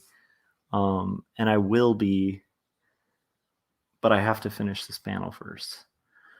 um but I did get a lot of sleep, which was one of the best things because I feel reinvigorated. But he was saying, I feel you exhausting, but I've been feeling great, and I got my vaccine booster today. Good, good, good, good.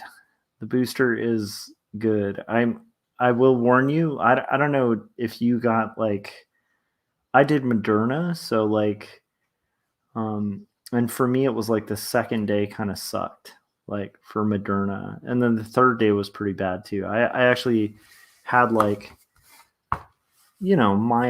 mild stuff, nothing big, like just like you call out for a day and then you're back on your feet and like more proofed against like this crazy thing that's out there. um but like my booster, it was like the second day was pretty tough. Like I had like chills and all that stuff, but it was only 24 hours, and then it was just like right back to business. So um however, I've known like tons of people who like got absolutely no side effects, which is kind of awesome. So I think it varies and depends on like who you are. um but but I'm so thankful I had it because it's like, it's a nice thing to have, just to like keep safe, like keep everyone around you safe. Like, yeah, it's a good thing.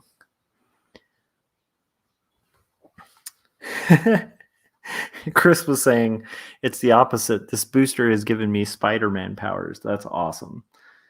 Um, that's really cool because I really like the idea of at some point I'd like to do a bio comic. And Chris, if you've inherited superpowers from a vaccine, I really want to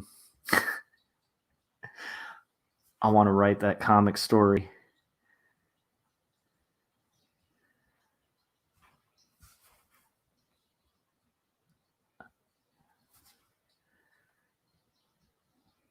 I'm sure it's been done. There must have been.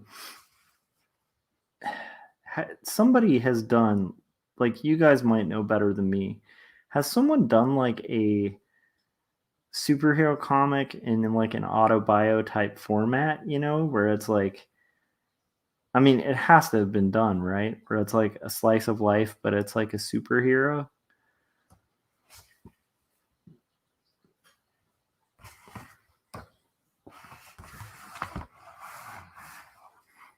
Because I feel like that could be pretty interesting.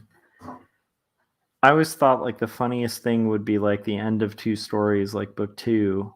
It's like you find out that there's like, it's like in a superhero universe. And this was just a really long um, intro to like a superhero. I thought that would be funny. Yeah, Chris was saying I would love to read that comic. I'm like, I wonder if that's ever been done.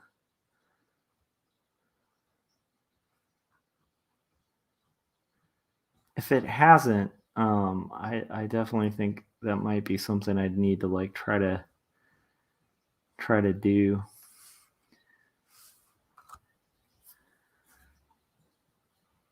I mean, to an extent, I feel like Death, the High Cost of Living was kind of done in that approach where it's like it's a little more sci-fi, but like I think the first Death, the High Cost of Living was told as like almost like a slice of life story about like the main character, and then Death was just like this ancillary second character. I guess a main character, but like it was told as if it was like, kind of happening in like this reality. But I still think that might be kind of a fun format if it hasn't been done to death. Even if it has, it might be a fun kind of approach. Maybe in a decade when I'm done with all the projects I've got, I'll hop on that.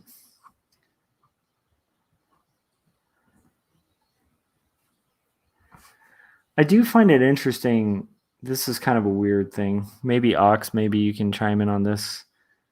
Um, but I always find it fascinating, like what creators are drawn to when they do their personal projects. Like I'm really into a lot of geeky things, and yet I always find myself like writing these slice of life comics that cover these like really hard, like weird, heavy topics.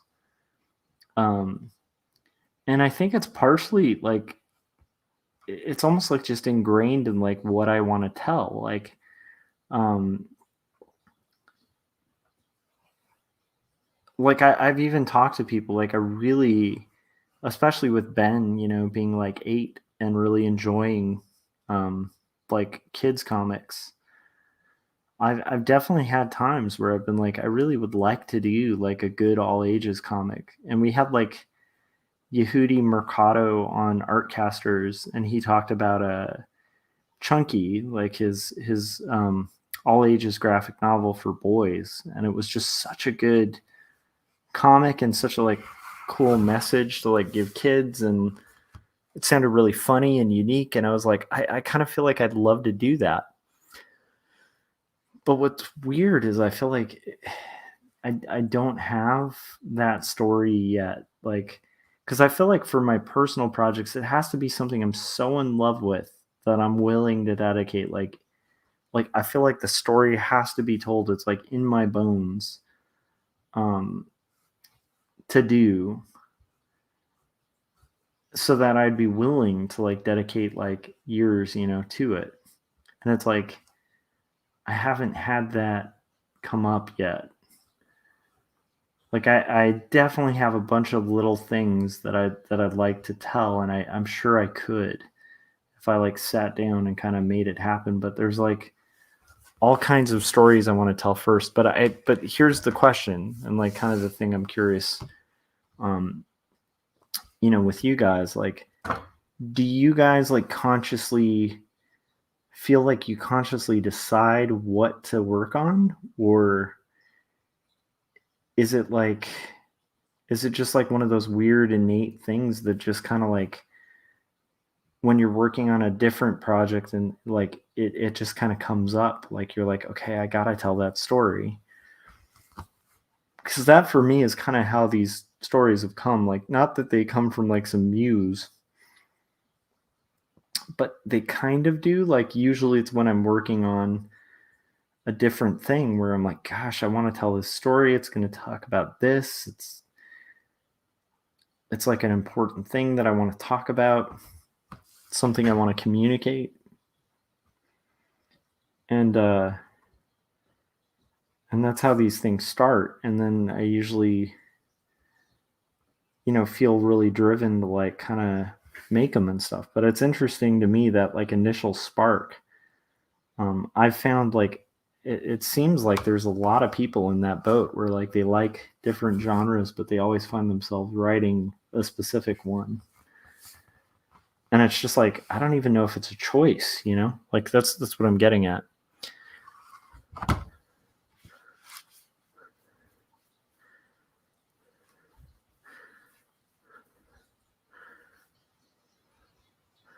Ox was saying, Chris was saying the charm of the Matt Fraction Hawkeye series, most of it happens in and around his apartment for many issues. I need to read this.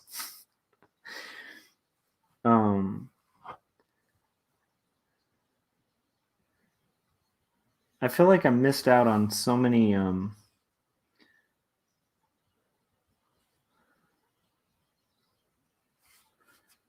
good comics in like the early 2000s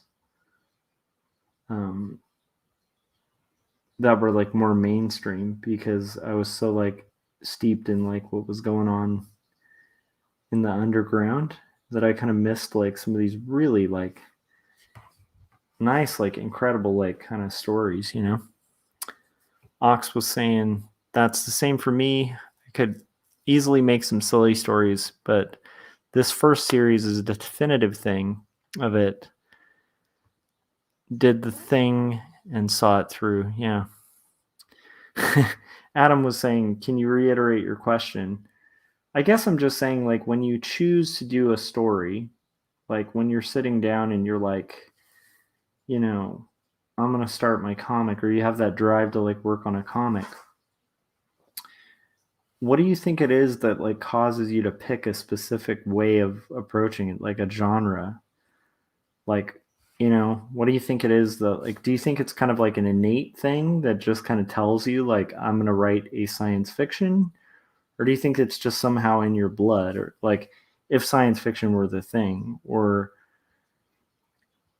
if it's like an all ages thing, it's like do you think that's like just kind of in your blood, like at the time you're just like it's just the story it has to be? um that's what I'm getting at, or is it like a conscious like I have like all these options and this is just one of them and I'm gonna pick that and work with it,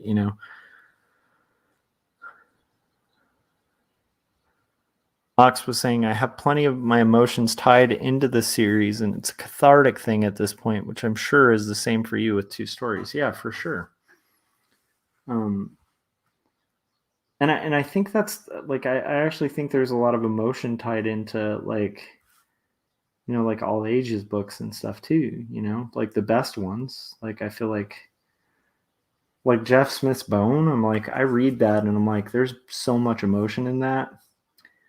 And that's what I'm getting at is like, do you think Jeff Smith was like, I'm going to work on this thing that's like kind of in the style of Pogo because like what made him pick that specific thing? Like what's the thing that drew him to like, yeah. It might be kind of a boring question, but it just to me it seems kind of interesting.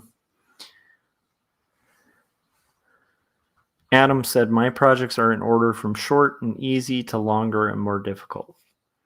And then Chris was saying, I don't think of genre as much as character or story plot point. Makes it harder to market sometimes, though. Yeah, for sure.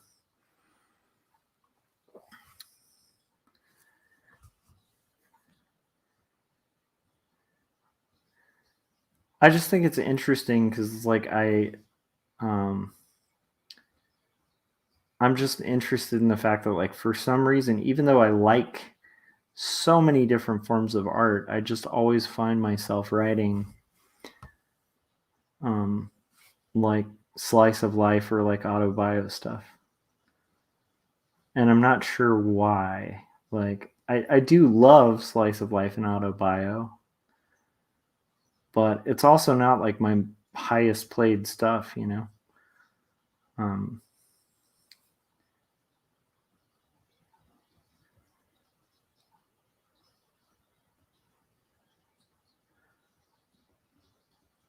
just a weird thought, you know?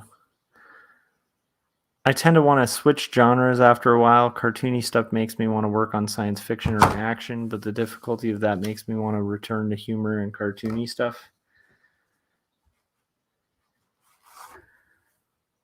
Yeah, it's weird. I don't know. I definitely like switching styles though too, so that's something that's really fun to do. Like where you pick like one style and then it kind of switches later on and so on, but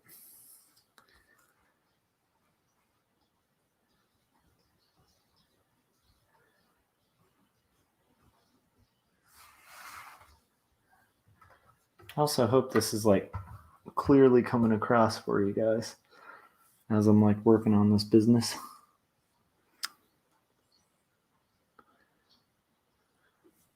I feel like a little bit the opposite though, because like I think I'm trying to think about it. It's like I definitely think like an open line style might actually speed up the process a little bit, but it's also like more bare bones and like really exposes, you know, the drawing underneath. Um, Whereas with like a lot of hatching and stuff, you can kind of get away with like a little more. So it's like weird because it's like on one hand, you know, like if I had done this in a style like this line art, where it's just color filled and like maybe a lot of the stuff that's happening is happening in color.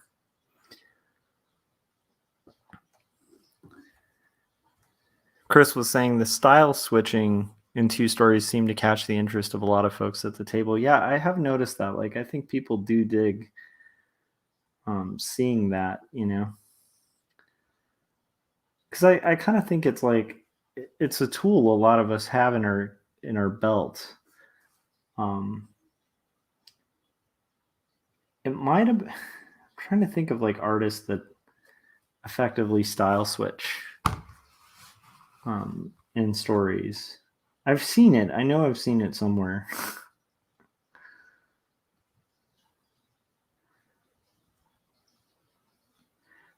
I kind of feel like it probably should be story driven though by choice. Like I don't know if people should like arbitrarily like flip styles all the time. But I think it's kind of a cool tool to kind of for us to remember we can do, you know.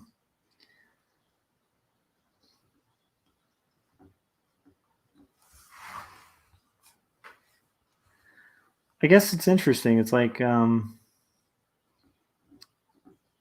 of like music, you know. There's a lot of musicians who like multiple genres of music, but they usually like will pick like sort of a certain style that they tend to be drawn to like making. And what you're making doesn't always tie into like what you're consuming. It's interesting. So I just like wonder what that is. like um I mean I definitely think like some of it probably ties into like what we like drawing. Um or like just what yeah, like but I do think there's like something a little more deep about it. There's got to be like where it's like you know, a muse or whatever it is that kind of guides you to like do specific kinds of work, you know. Although I will say I definitely understand where Adam's coming from with like having some projects that are like way more complex, some that are a little simpler. I definitely have that too. Like I have a list in my head of stuff I want to work on and it ranges from like very complex and time consuming to like silly and short, you know. Um,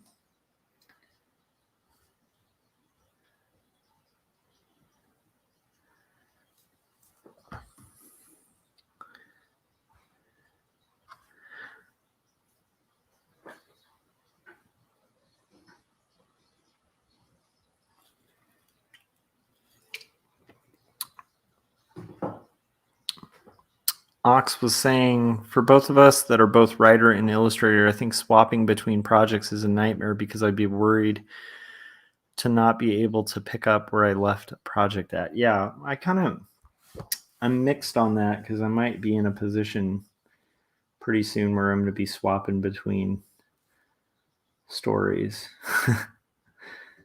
But we'll see. It might be kind of refreshing because like it is stylistically a little different too. So it might be like a nice little break. It's also like a very different genre. So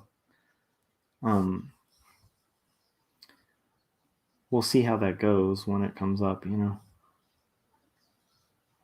But I agree. I tend to like to, for personal projects, you know, like professionally, I can like work on a variety of stuff that's like all over the place, you know, whatever's needed for the client. But for my own personal projects, I definitely prefer to have like a baby sitting there that I can dote on and, you know, feed. I feel like if I have too many babies, then I'm going to have trouble kind of keeping up and giving proper attention to the one, you know. Maybe a baby isn't a good analogy, but that's kind of where I'm at with that. Wallywood is great with balancing different styles and genres. That's a really good point. Chris was saying it wasn't just a gimmick, it was built into a story, which makes it work. Yes, I agree. And then Adam was saying Calvin and Hobbes. That's right. Actually, that was one of the funnest things about Calvin and Hobbes was that, you know, some of my favorites were where he would do like a romance comic that was like Calvin and his friends like kind of doing like a, I don't know, playing a game or something, but it's actually like a romance comic. Chris said, sometimes it's wanting to see something for yourself and it's not out there. It falls on you to be the one that push it out there. Yeah, that's why I was like, with the autobio type superhero story, like if that's not out there, that might actually move up a little bit on my list of things to do. Not that it would be like the next book I make, but it might be like in there in the slate, unless somebody beats me to the punch. I feel like it's like that with a lot of concepts and ideas too. Actually, that might be a really on point, Chris, because I feel like had there been like a ton of books and comics that were sort of bringing attention to uh, like mental health issues, like in a really confessional and honest way, I don't know if I would have felt the need to like kind of put one out there. So I think in that case, like the absence of it also drove the necessity of it, you know? Ox was saying, I guess it's the gamer in me, but I know focus fire will get a project done faster than evenly spreading out creativity. Yeah, I agree with that. I think you got to target what you're doing. I definitely can't like bounce projects like yeah. I don't know how good any of us are at like juggling too many projects.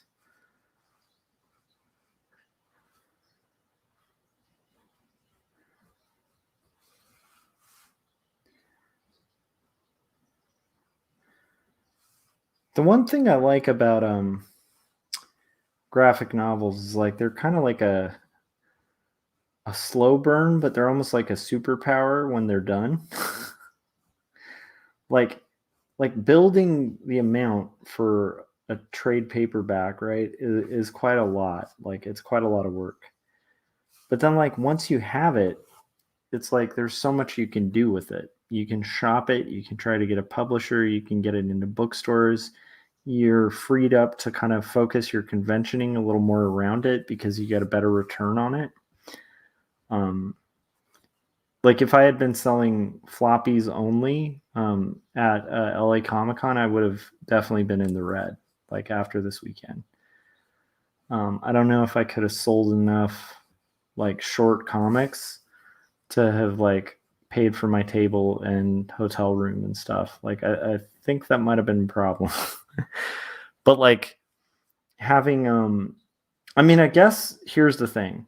I think if you have like multiple floppies in a series, like multiple 24 pagers or whatever, or short comics in a series, you could, in theory, possibly like not lose your shirt, like conventioning with those.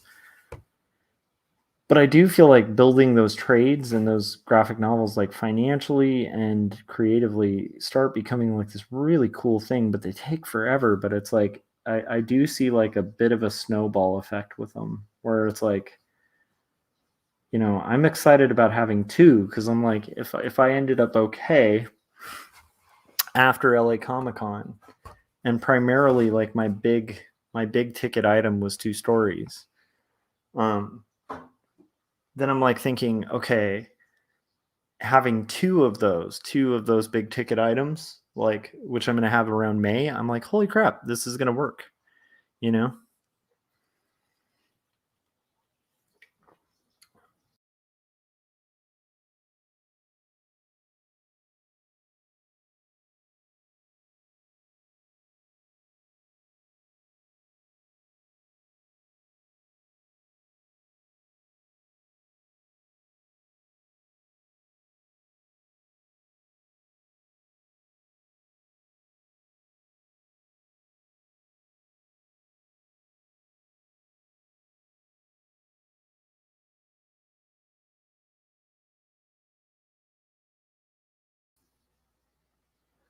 By the way, has this live stream been like black this whole time?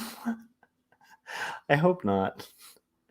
But uh half of why this half of why like the what is it called? Oh yeah, so like with t-shirts, like half of how you decide on a t-shirt design was like if you had a really good idea. Like I'm just gonna use that autobio superhero thing as an example. And then you looked and did the research and like nobody's done that book. Or that t-shirt or whatever, then it's a really good sign. If it's like if it's a concept that's like obvious enough to where you're just like, dude, no one's done that yet, like that's a really good sign that you're onto something. Like you're onto something that, is worth investment. And I definitely agree with that. So good point, Chris. Ox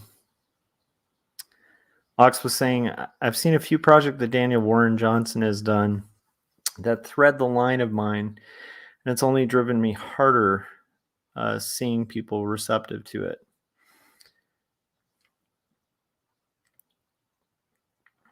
Oh, Adam said it was black for a minute. Yeah, I think I had somehow like clicked like remove or something. Anyhow, so I'm glad it was only a minute. It's good to know. And then Ox was asking, did you guys have much else? I know I have my few trades and stickers. Yeah, so I have like the graphic novels for two stories and Numb. And then I think I have like a few copies, my leftover copies of Barbarians, a handbook for aspiring savages, like the book I illustrated. But that was it for me. And then like some postcards and stickers that I handed out. Chris has like mass merch, like a lot of really cool stuff. And just check out Sketchboy01 on Instagram, and you can see like a variety, as well as Kit and Rivet, and you can see a variety of the art and products that he was offering. It was like pretty cool. And then also like his full like series of like the circus comics that are start with like the Sunless Circus and go through all these different characters within um, his world, and they're really incredible, really incredible. Kind of very rich, somewhat fantasy, but like very like meaningful stories. I don't know. I love them. Chris, did I pitch that okay? I don't know.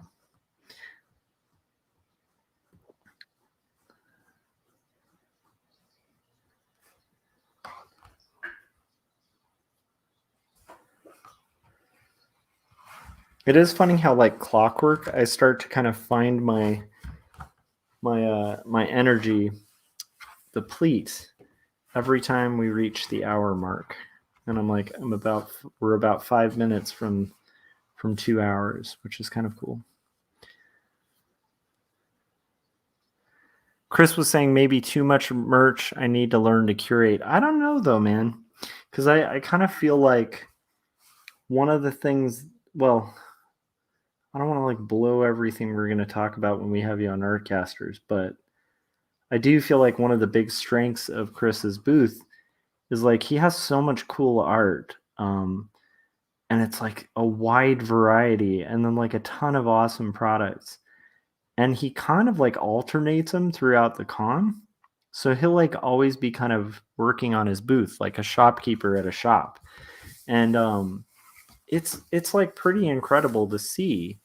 But it also I think keeps people's interest, right? Because like if you're walking the floor like 5 times and you pass Chris's booth and it's like, oh, okay, there's this like really amazing like licensed Batman print that I really like.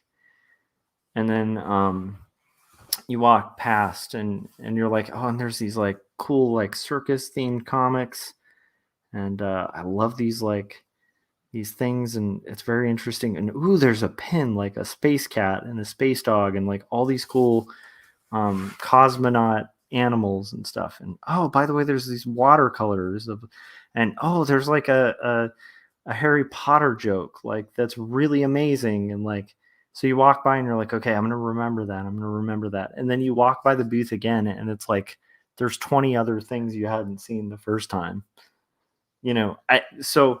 I don't know, Chris. I kind of like, to me, I don't know if curation.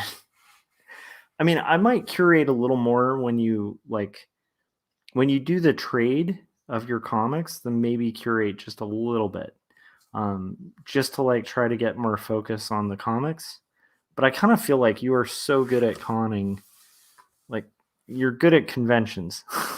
When I said good at conning, it sounds like I'm saying good at conning, not conventioning. But you're really good at conventioning, um, and your booth setup really like a lot of that art sells itself, right? Because like there were times where like Chris would take off and I'm like watching the booth, and I never saw a dip in like his sales numbers when I was watching or when he was there. It's like it is a really powerful group of things you have there to kind of sell. So I don't know if I would do that. And I do love that it's a cabinet of curiosities, and I think it has the appeal of that, like because Chris was saying, I guess my theme is like a cabinet of curiosities. That's a good point. I'm a good con dash man. The dash is important. I agree. Yeah. But it's like I feel like that's kind of like I don't know. Chris has like a superpower for conventions.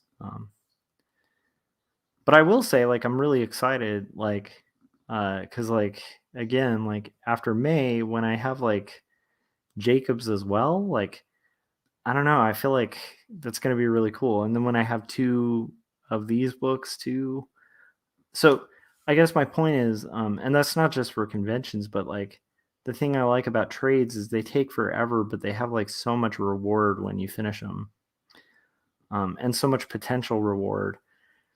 And then the neat thing is like each book you put out, right, is like referencing the previous book. I guess floppies work like this too, but it's like So like in theory, if Jacobs does okay, in Jacobs it says 2 stories. So like, some people who read Jacobs are going to read 2 stories, and it's going to keep kind of snowballing. I think that's kind of the cool thing. I'm sure what I'm saying isn't like super profound, but like to me, I think that's one of the exciting things about comics, kids books, like all of it is like the longer you're at it and like the more you make, like, that has your name attached to it where you're the creator, I think the more potential reward you have. But I could also be completely insane in thinking that.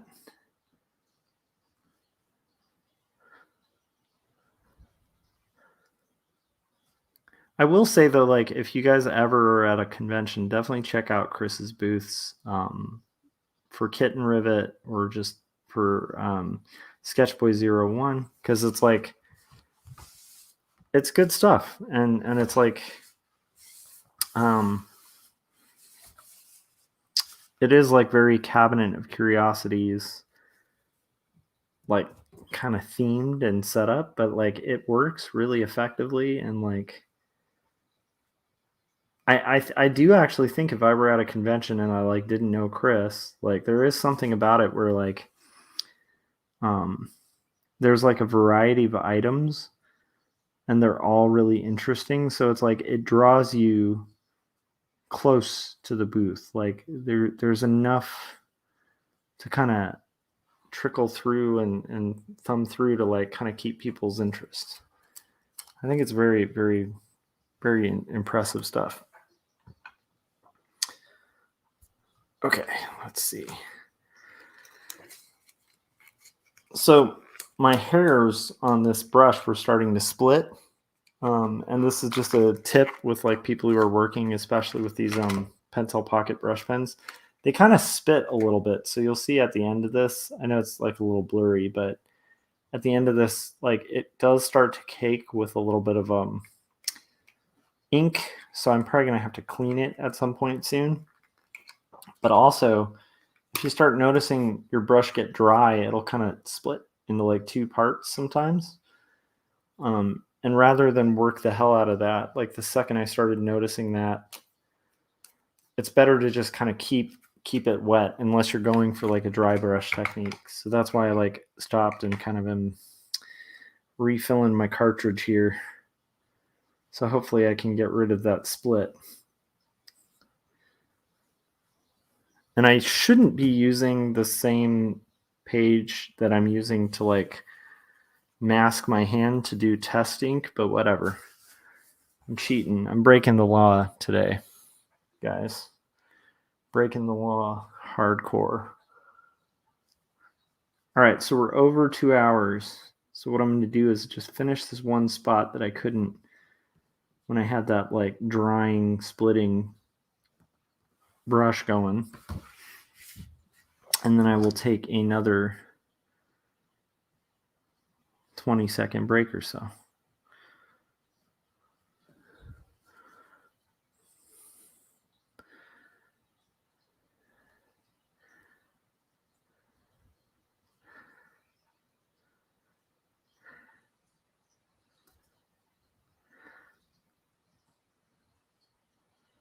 So actually, the funny thing is,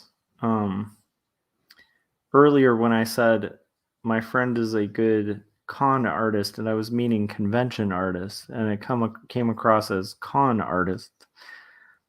This is one of the reasons I really was happy to booth with that friend, because I am like one of those people who I will sometimes word things in a way that just is completely insane. And it like kind of makes sense, but it just like socially doesn't sound the best.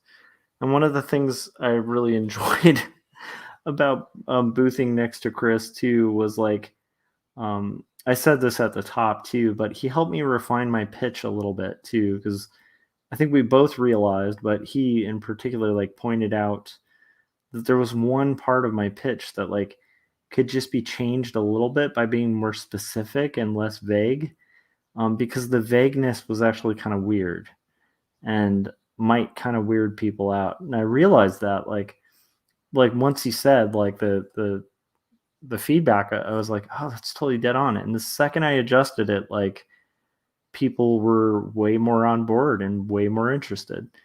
Um, and so it's like I think I do appreciate like having very emotionally intelligent friends where it's like I'm slightly emotionally intelligent, but I also, suspect that I'm a little like clueless with some of that stuff too. And so it was just nice to kind of get that feedback and like get the like some better terminology to kind of like pitch my stuff better, so I wouldn't freak people out or weird them out. That's good. Chris was saying, I wouldn't say your wording isn't insane. It's just it could be more elegant. Yeah, exactly. Yeah. Um, that's a fair point.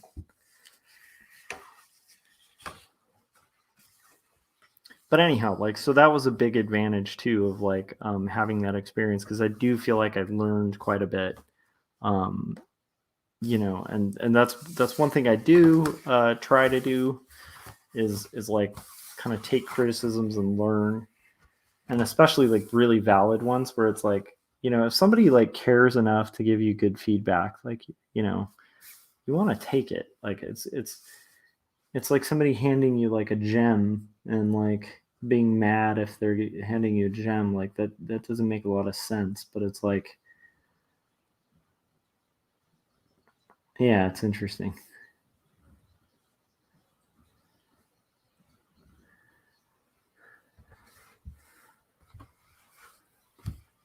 So, all right. I said I was going to break after I finished that one section, and then I went on to finish another section. Do you guys use this trick a lot too when you're working? Like, I will sometimes be like, I'm going to get to this corner, and then I can like stand up and like walk around a little bit, move my legs. And then I'll like, once I do that, be like, well, maybe next corner, and then I'll do it. It's like these weird little mind tricks to kind of keep you drawing. I don't know. I have like a whole bunch that I kind of like impulsively do.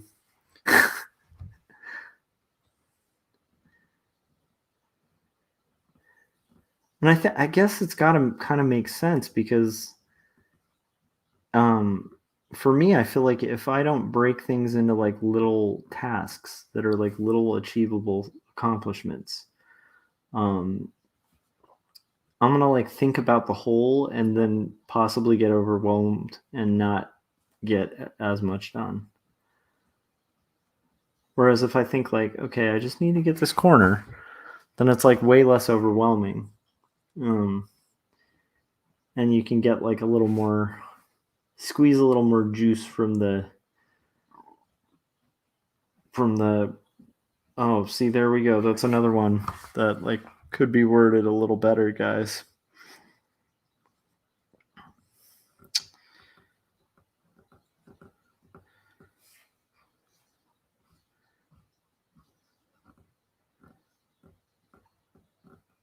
Okay.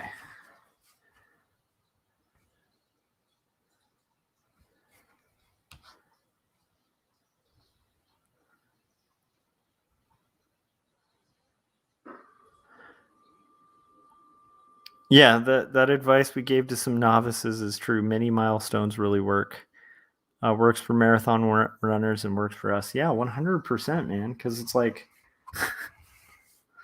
this thing that we do is it's labor and it's also like craft, and half of craft is like really breaking down what you're doing into little things.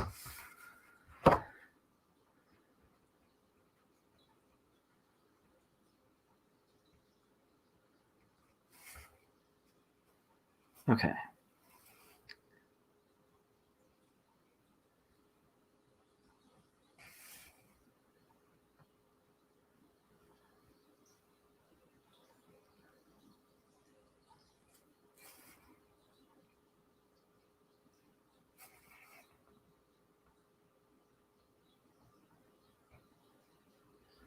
Okay. Got a little further. Now I'm going to go take my 20-second break. But I don't know if it was 20 seconds last time. It might have actually been a little bit longer or shorter. It's hard to tell.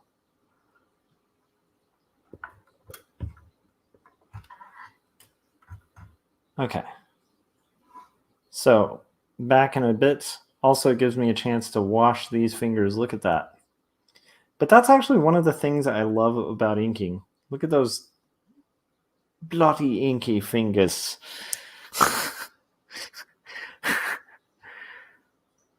All right.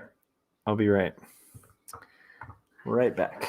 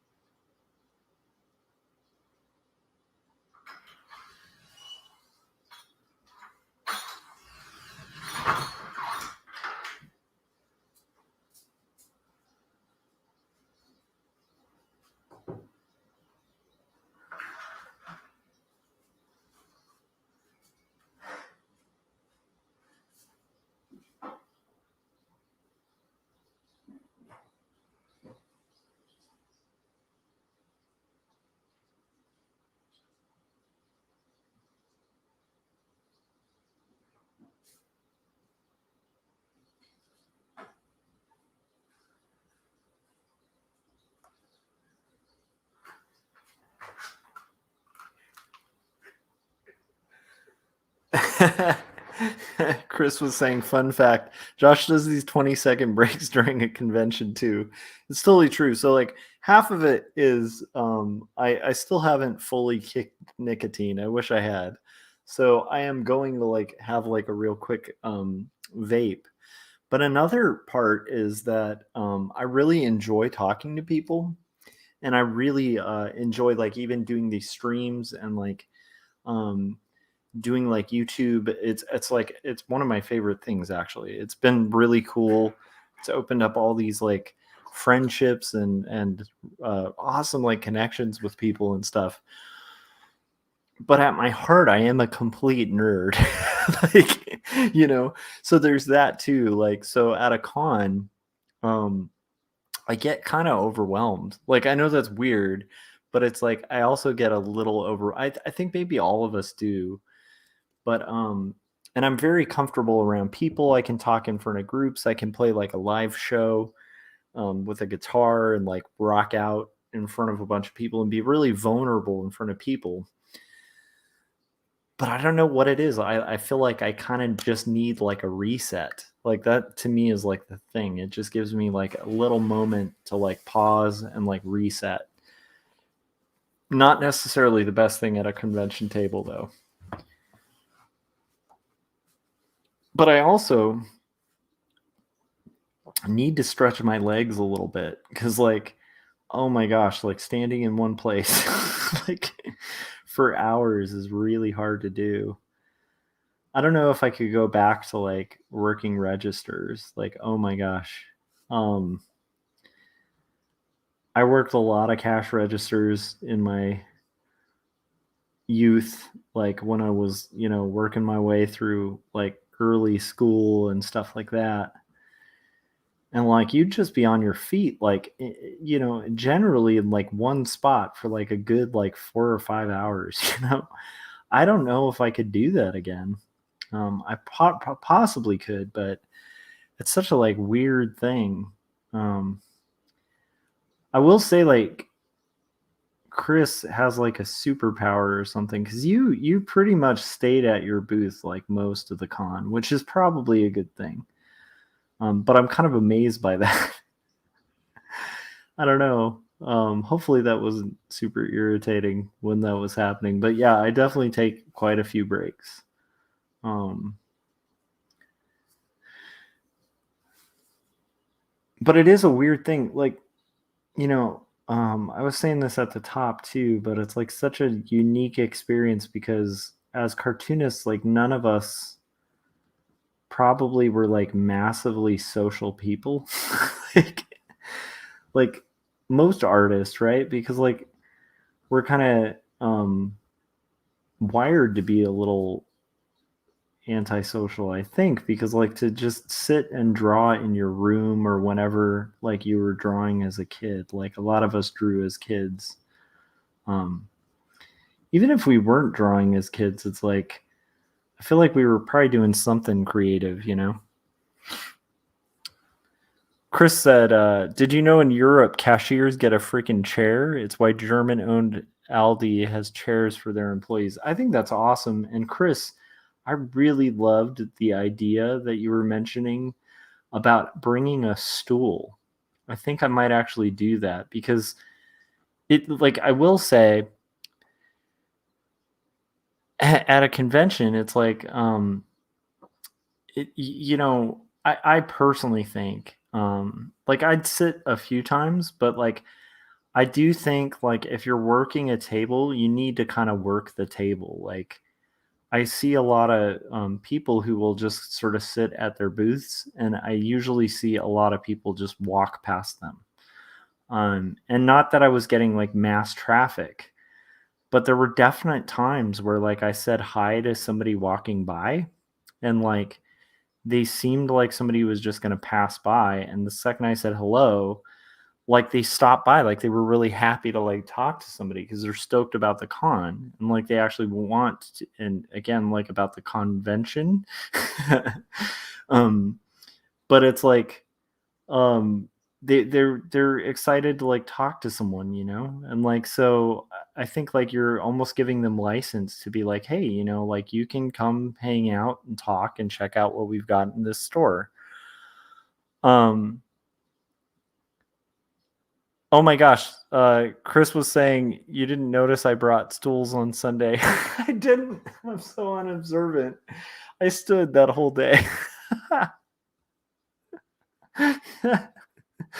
Oh my gosh, that kills me. But yeah, like stools are just like it's a smart idea because then you have like so I think my point is I don't think you should sit like personally, this is my own opinion, but it's like at least for my own stuff, I don't feel right sitting. I feel like it's a little uncomfortable if you're approaching a booth, like from the standpoint of like having been a guy who just went to a con, like no, I wasn't boothing it, just going as a fan. It is a little weird when you're like talking to somebody and they're like sitting below you. It's just like a really weird feeling. It feels like a weird power dynamic, and you're like, I don't know if this is. Whereas if somebody's standing, like they're kind of at your level. And so I personally, it makes me more comfortable. So the stool thing is brilliant because like the stool thing, it kind of accommodates both where you can sit so it's not like destroying your legs and your back. But you can sit somewhat higher so that you're kind of at eye level with people when they get there to your booth, which is like nice. So I definitely am going to take that into account. And Chris, I can't believe I didn't notice you brought them. Well, I can believe that because I can be kind of unobservant sometimes. So, yeah, there's that.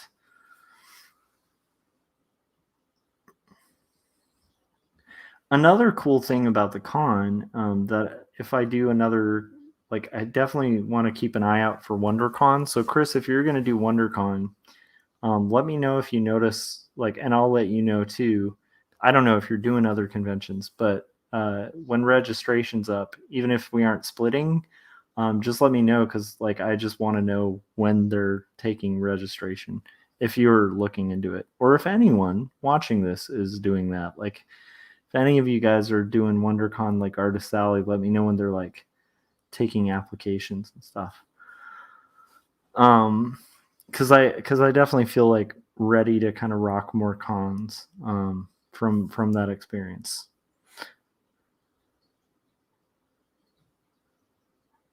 But I will say, if I do future cons, I'm definitely going to bring stools. And one of the things I'm also going to do a little different, I think, in future cons is like ask more people about Artcasters, because like there's definitely a few cool people that I met at the con that totally said they were down to do Artcasters. And so I'm pretty excited about that, because I think we're going to have some pretty awesome guests from that convention experience too. And so I want to kind of keep that going, because I think that's like a really nice way to kind of make some cool content for our little Artcasters crew, you know. Let's see. I'm actually getting closer. It's like a practice in steady but slow. Now I'm really curious. So like Ox, what are you working on right now? And then Chris, also, I'm kind of curious what you're working at.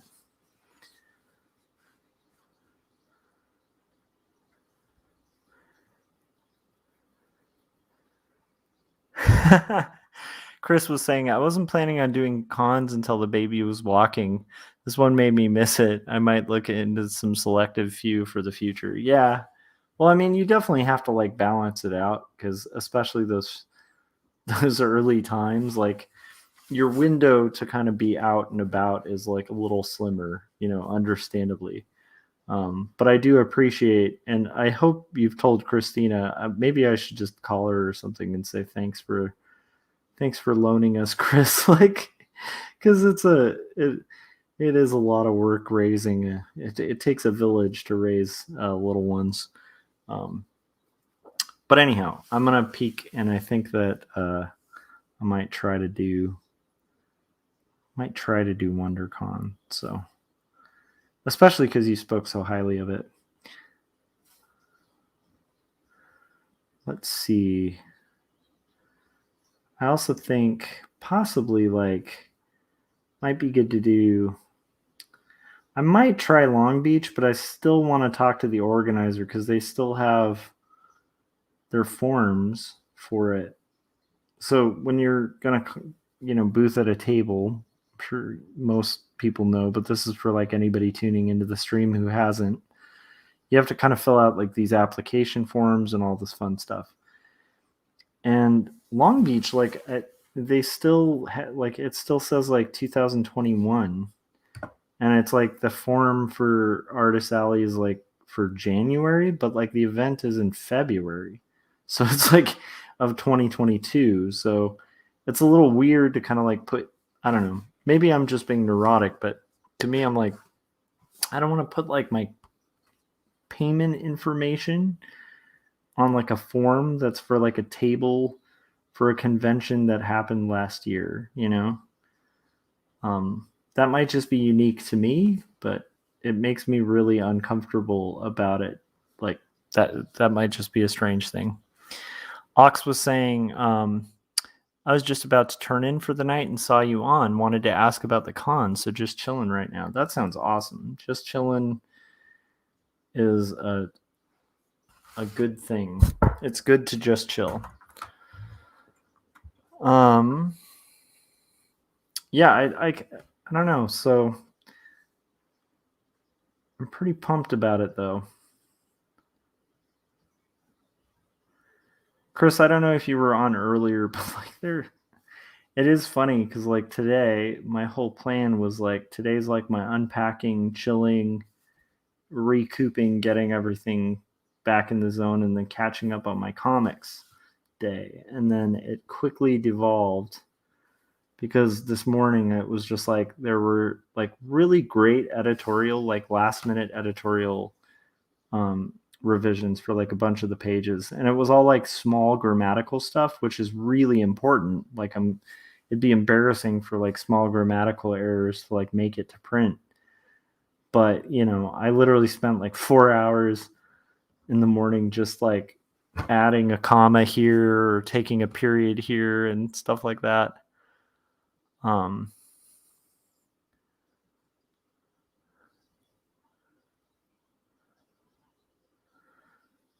Okay, so looking over old emails, WonderCon was canceled during lockdown, and they're applying those who applied in 2022. I forgot I had applied like 2 years ago and just waiting for updates. So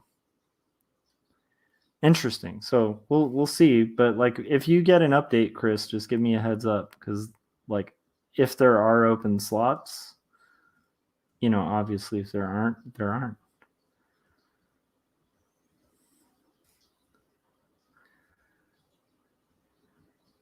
But I am excited, and I think it'll be a good year. I really want to try to do Phoenix too, and convince like Scott and Corey to do it. That's my goal. That's one of my goals. It'd be fun to try that. Because I feel like, you got Gary and Scott in Arizona, and it'd be fun as hell to hang out with those guys at a con.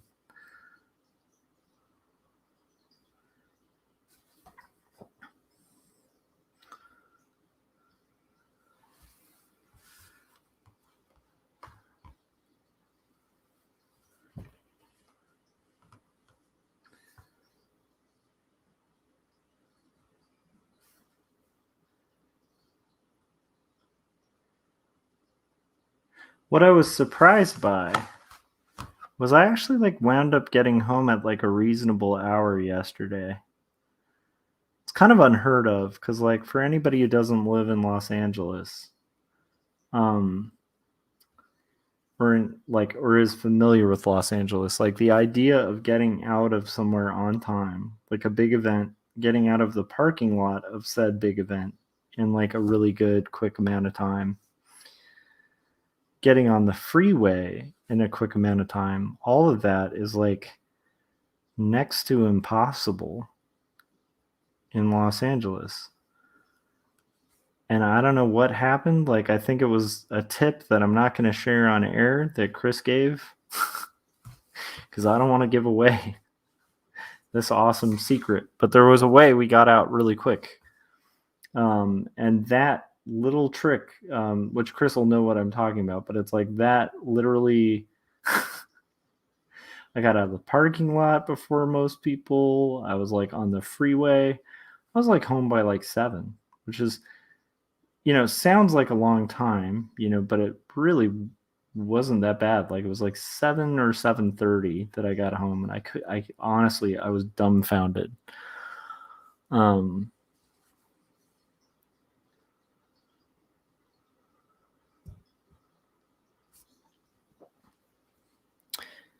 Yeah, Chris was saying many people who hadn't bought a booth at SDCC were able to get in for the first time.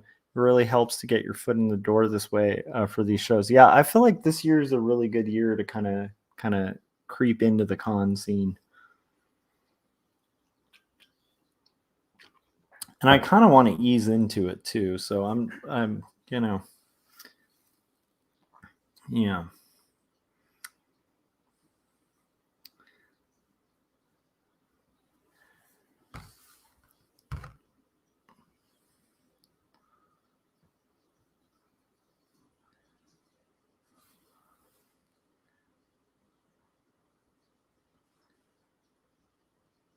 What would be funny is if we have people just like randomly tune into this live stream and they're like, I'm a huge fan of large cons, and they're not thinking conventions, they're just thinking like con artist cons, like a large scale con, and then they find out we're talking about comics and they're like, man, they're just super disappointed. Like, they're cruising your YouTube to kind of find out about like stings. They're like, okay, I need to get better at my sting operations. I'm going to look up some cons on YouTube. And they just keep getting like Comic-Con stuff. They're like, darn it.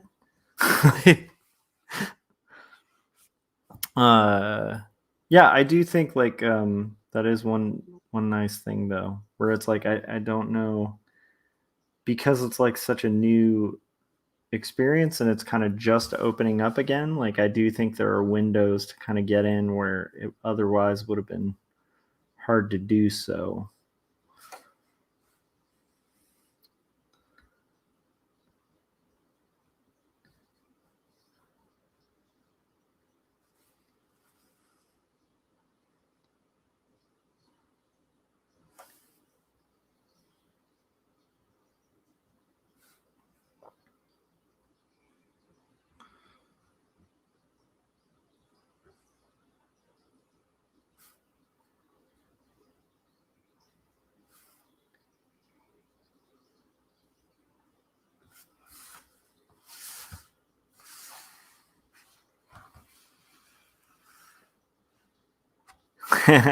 Ox was saying improving your bank heist 101. Yeah.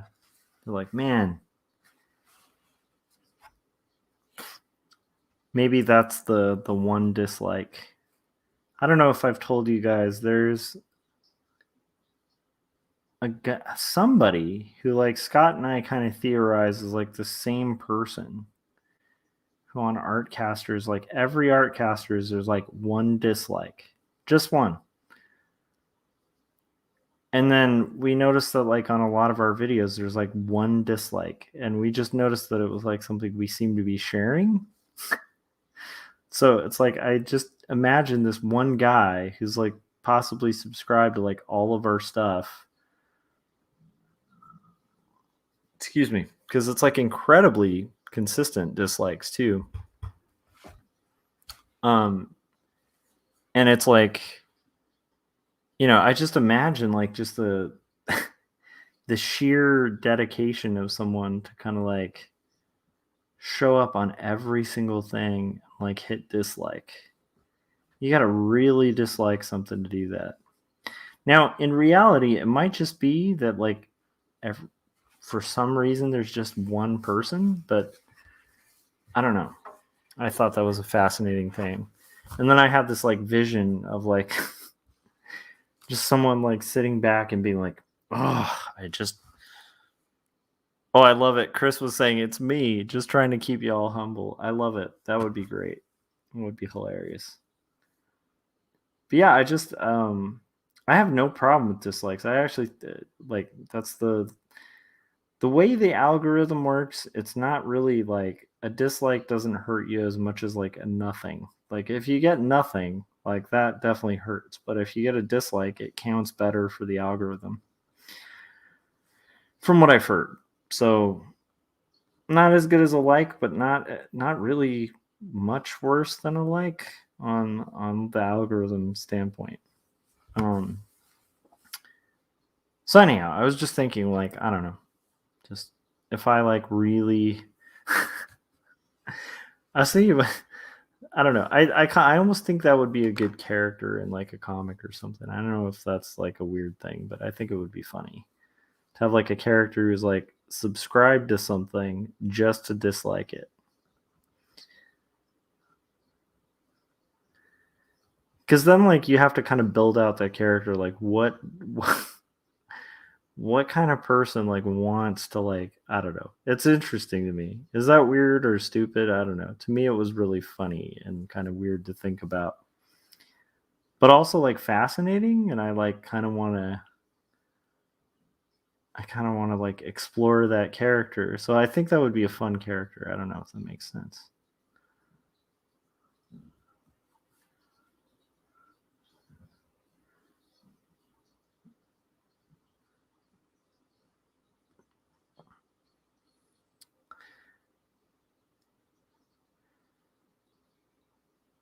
Yeah, Chris was saying, yeah, engagement is engagement according to the algorithm. And he said, there's a term, hate watching. Yeah.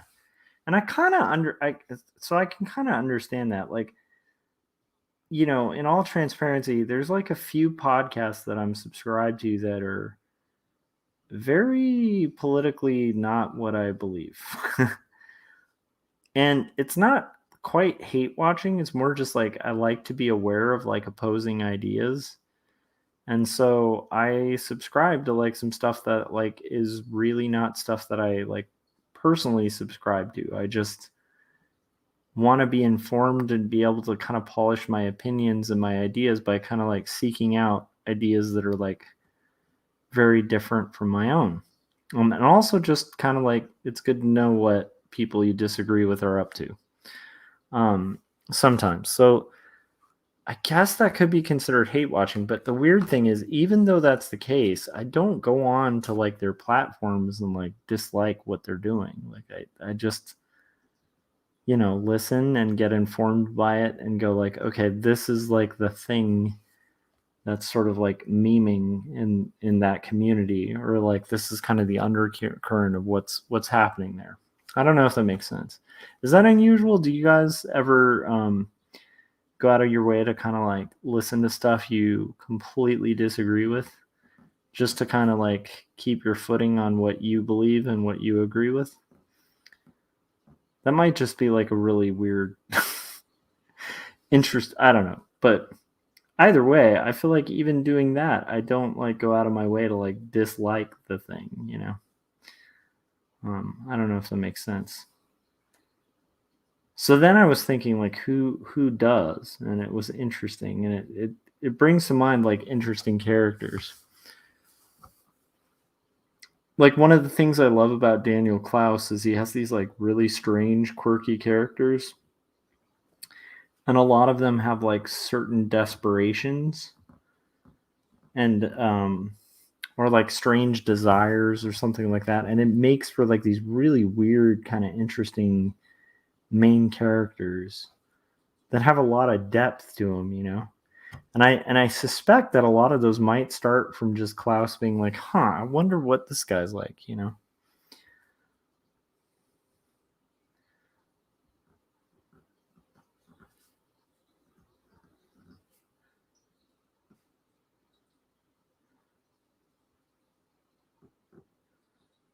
We are getting closer, guys.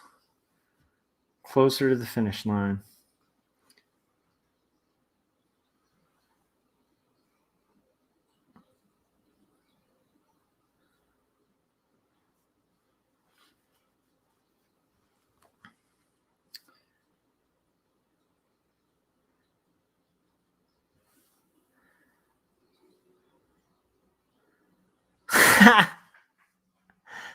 Chris was saying that's why every day I pop in on the Daily Stormer and see what the neo-Nazis are up to. I don't know if I go that far.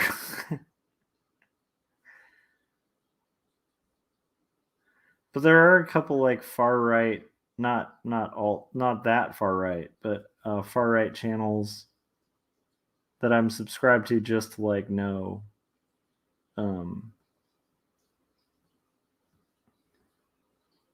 But yeah, I don't know if I could. I don't know if I could stomach doing the Daily Stormer.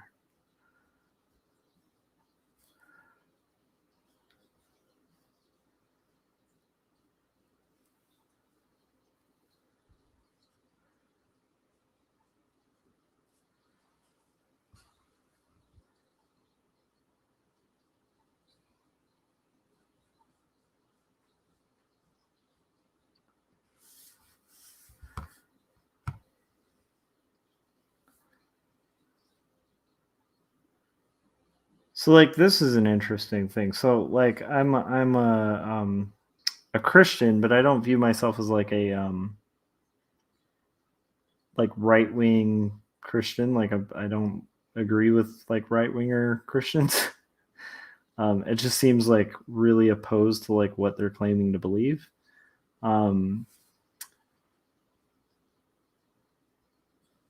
But I love like because when I was an atheist, I used to watch a lot of debates like where it's like really, you know, like really interesting debates where people are talking about like God, like whether, you know, whether it's rational to believe in one or something like that. And like I was really into listening to those, and I liked watching people get destroyed, like at their ideas or their faith like destroyed, like in an argument or something. And what's interesting is like as a Christian, I still really enjoy watching those debates, like with atheists, and I feel like the stronger the person, like in watching those debates, I actually like really appreciate if I'm hearing one by like a really strong, like for I'm just using the atheist versus a Christian thing, but it's like, and it wouldn't even be Christian. It's just like deism or whatever versus um, you know, I don't know. They're anyhow. Point being, like I'm using that as an example because it's just a good kind of incendiary kind of example of a topic, and I like it when the person with an opposing view to my own has like a really strong argument. It's like a hard thing to think about, where you're like, oh man, like I don't even know how to answer that. I like having my mind go in directions like that. And Chris was saying, "Yeah, sure, go with a non-controversial topic, Josh." Um, but my point was like, I like, even as a person of faith, like I like to hear questions and challenges that that make you think and have to reconsider, and like I think those are really important things to do. I think it's a strong thing to do for what you believe, is like, don't look for like the straw man that can easily get disproven. Look for like, the steel men, like people with really strong arguments that you find hard to counter. Um, like, yeah, at least that's how I'm wired. And I'm like that with everything. So like politically I lean really left, but I want to hear like people on the right who have like the strongest arguments. And so I tend to like try to subscribe to people that seem to have like some kind of logical capacity. And there's not a ton, but there's a couple that I'm subscribed to that like are very opposite from what I believe, but they make a compelling case, and not a compelling case that I'm convinced by, but one that it's hard to kind of debate. Like, I want to know that person. I want to hear that person's thoughts because it strengthens my own thoughts. Because if I hear something challenging within that, it then makes me either have to reassume what I think, or like really figure like it helps me iron out like why I disagree, or why, or areas where I might agree. And I think that's like super awesome. Um, it's something I love doing. Um, yeah.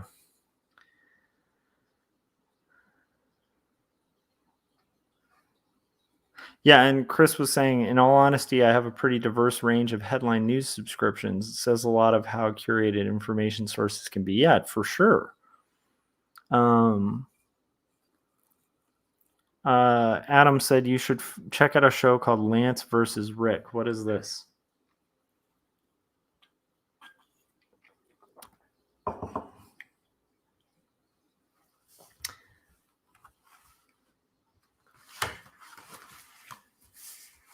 But yeah, I've heard like just really I've had some really really cool experiences with that. I feel like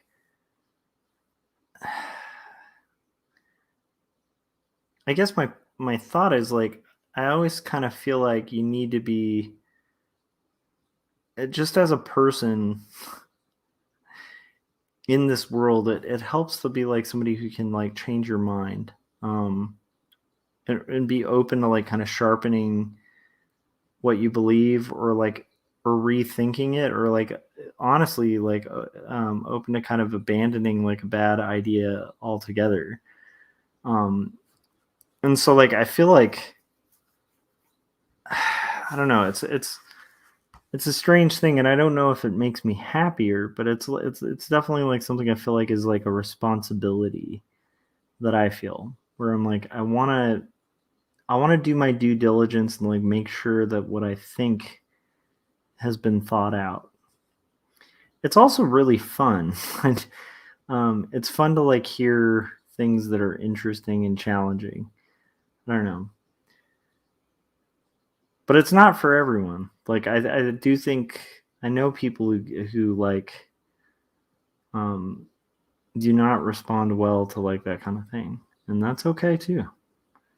It's like kind of to each their own sort of scenario. Oh, Chris was saying, what was the name of that podcast you were on about people changing their minds? Yeah, there's a podcast my friend, well, my acquaintance, Luke Carrington does, and he's a really good writer. But I love his podcast because his podcast, like the whole premise of it is about someone who changed their mind, and then he has like multiple guests on, um, who will talk about like changing their minds. And sometimes it'll be like a religious conversion, or it'll be like losing a religious belief, and or honestly, it can even be like, I really thought this about the Oxford comma, and now I think this. Like it's it's all over the place, and I really enjoy his show. And it was an honor to kind of be on it because I just love that topic. Like it's a really I feel like that's one of the coolest things you can ask someone. Like if you really want to get to know someone, you just ask them like, when was the last time you like changed your mind about something that you were really like super convinced of? And I feel like most people who like think a lot like will have an answer to that. And, that's not like knocking people or anything. It's just like I feel like if you're a thinking person, eventually you're gonna have a point where you're just like, huh, I used to think this, now I think this, because I've had like multiple points like that in my life, even about music, where it's like I used to think this band sucked, and now I think this, or whatever it is. It's just interesting. It says a lot about a person, I think. I don't know. Adam was saying Lance is a conservative painter, and he paints liberal.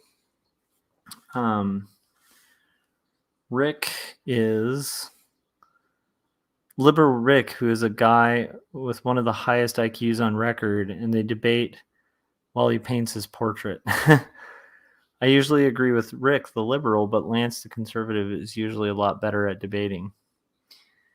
Yeah, so that sounds good. Like, I kind of tend to think, yeah, I don't know if that makes sense, but it's like I want to hear like somebody who's really compelling and interesting and convincing.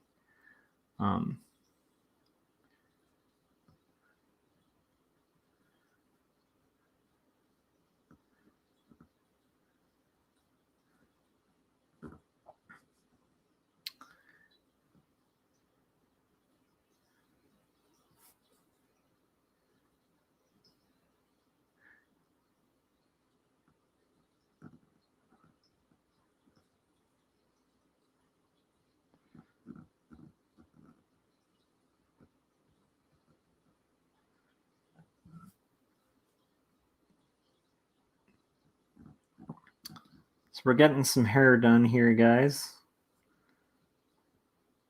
I feel like I'm being a little looser and sloppier here, so hopefully this isn't too bad. On like how it's coming across on the page. But I kind of feel like you have to kind of struggle through that. I don't know. For me, if I take like 3 days from inking, it still takes me a second to like get in the flow. But I think I'm managing here.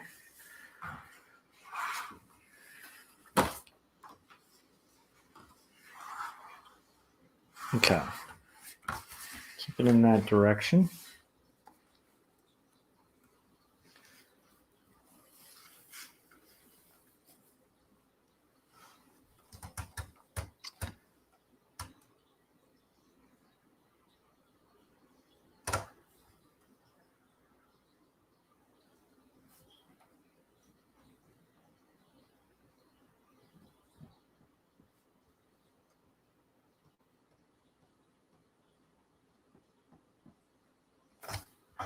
Feeling good about this, though. Because I've set out to finish, and I think possibly that might actually occur. We'll find out. Stay tuned to see if we actually make it and get this done.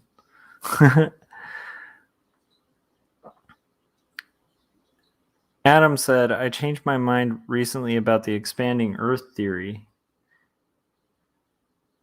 Were you convinced of it?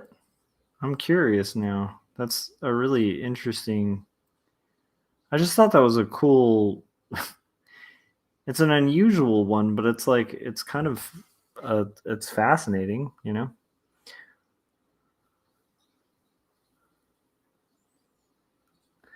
They had a game show bit on SNL called Republican or Not. Funny insights about first impressions and completely and complexity of context. I can kind of understand that. Was it like a pre-scripted thing? Like a I'm kind of curious.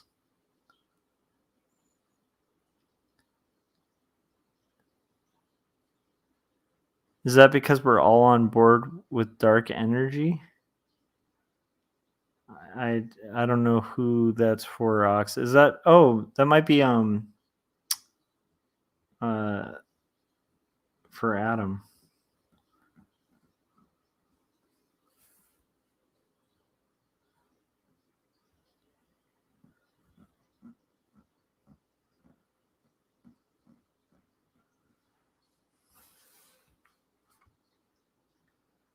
It's a comedy sketch. Okay, I'm gonna look that up like after we're done here.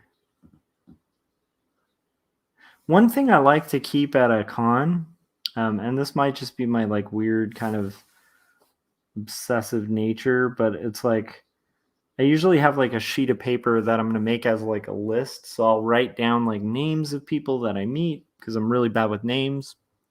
Um, I'll write down like suggestions that people make because you find out all this cool stuff at a con. Like there's a ton of people who will be like, "You need to see this show," and you're like, sometimes like I've found some of the best books. Um, a really good example of this.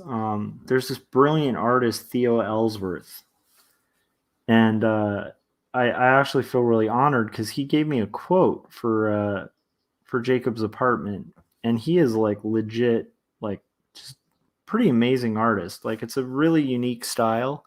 Um, he's done stuff with like Drawn and Quarterly and stuff like that. Um, and I mean, he's just like a brilliant artist. Totally unique style, and I've always admired his work.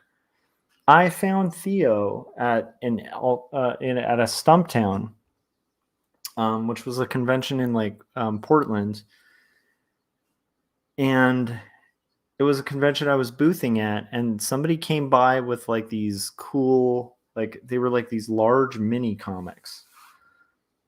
I guess they weren't mini comics. That would kind of negate mini comic, but there are these large custom made comics with screen printed covers that like had this metallic screen print on it. And it was like this obsessive, like noodly style. It was the coolest thing. And I just asked them, like they came to my booth, they were like buying some products and stuff. And I was like, "Hey, where did you get that thing? And who is that?" And they were like, "Oh, that's this guy Theo. He's got like a whole stack of these and stuff, but like they're selling out really fast, so you should go check them out." And like I did, and I found his work and I fell in love with his work. And then like I've followed his work since and watched him like get books and book deals and like eventually, get with like Drawn and Quarterly and like bigger publishers. But it was like that was a con, that was a suggestion that was given at a con. And so like that's why I like to like keep like a list and stuff. But I had lost my list from the last con from LA, and I was like really bummed about it because it had there were a couple people who stopped by the booth that I want to mention on Artcasters when we have our recap, and like a bunch of other things. And I was like a little heartbroken about it. And then I ended up finding it later. So what could have been a total loss was not. But I would recommend that for anybody who's going to convention too. If you have a mind like mine where, your memory, like when you meet like 50 or 20 people or whatever, you're not going to remember everybody's name. Or people make suggestions that you want to remember later. It's good to have. Adam said, "I'm convinced that the Earth has expanded, but I believe a different mechanism than Neil Adams' version of the theory. Some believe there's a connection between dark energy and an expanding Earth." Huh. Chris said, "I thought that was really smart. I've already forgotten half the people's names we met. I need to borrow your notes for the test." I just think it's a good idea, but I was really bummed that I had lost it for a second there.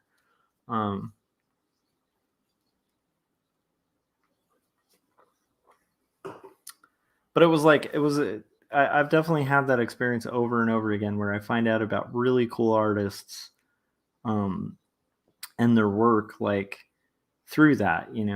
Um, Let's see here. Ox said, I've recently learned about it, and it's like one of the most fascinating things to me right now.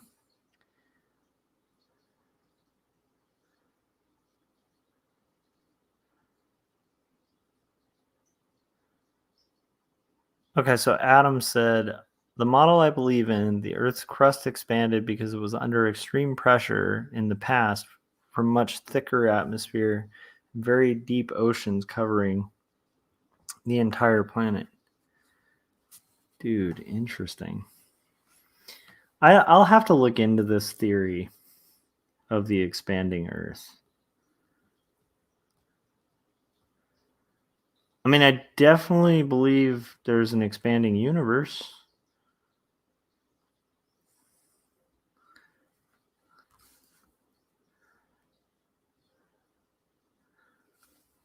Although I still like being a non-science guy, I'd have to see like what the where the science is at on that still. I think that's still kind of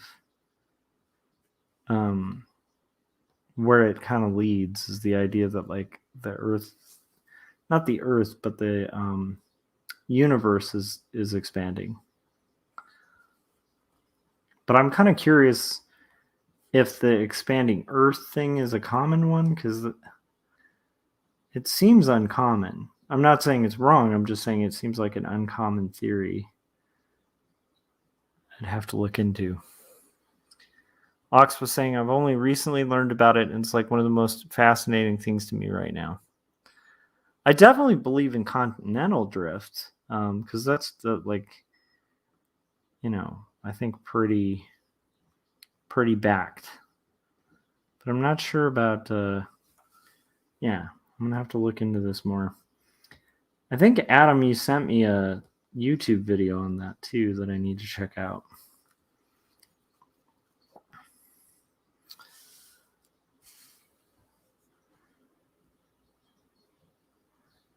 That is one thing also about cons that like I almost feel like thankful about being at a booth about. There is like this overwhelmingness to a con too, where when you go to a convention, like there is so much cool stuff.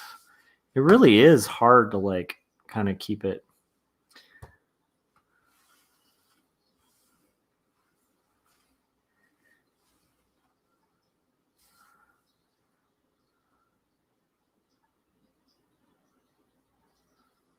Yeah, I definitely believe in an expanding universe, but yeah.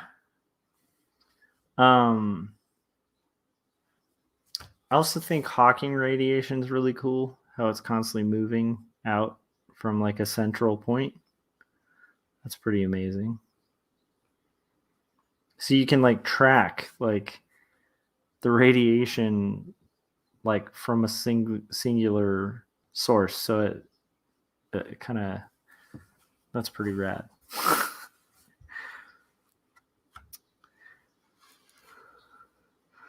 If you see a map of the edge of the rocks on the ocean floor, it's very convincing. I'm really curious. I mean, I definitely now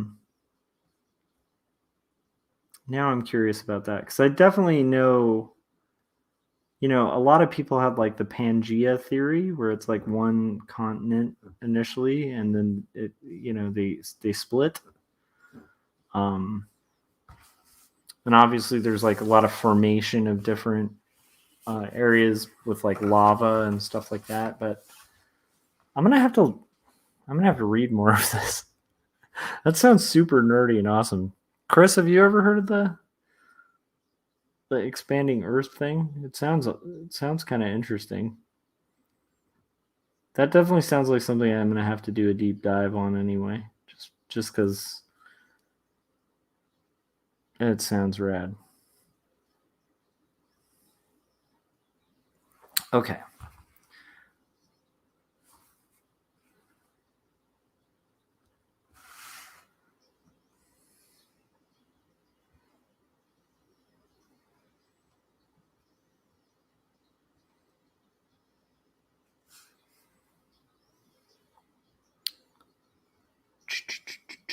Here we go, guys. We are getting closer to the finish line. And this is a definite common thread I've noticed, that I keep wondering if it's a strength.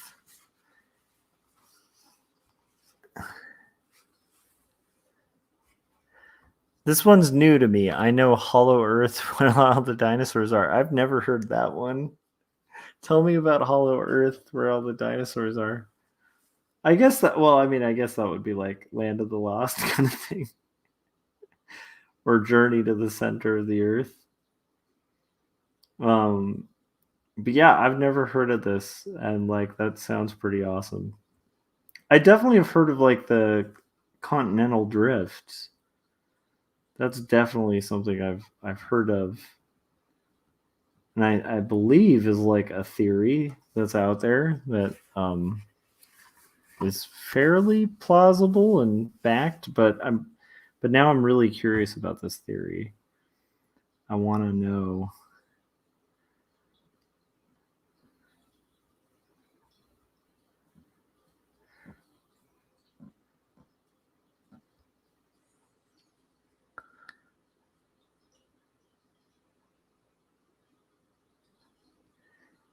It would be pretty amazing if you like could drill to the center of the earth and find all these lost dinosaurs. Why not?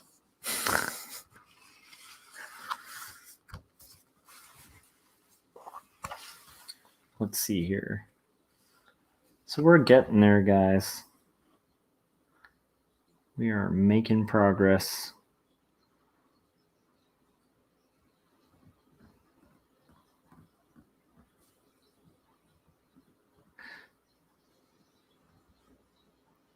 So is this weird? Do you think it's an internal clock? I'm curious, because it's like right now,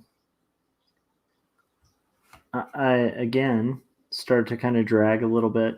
I'm like, maybe it's been an hour.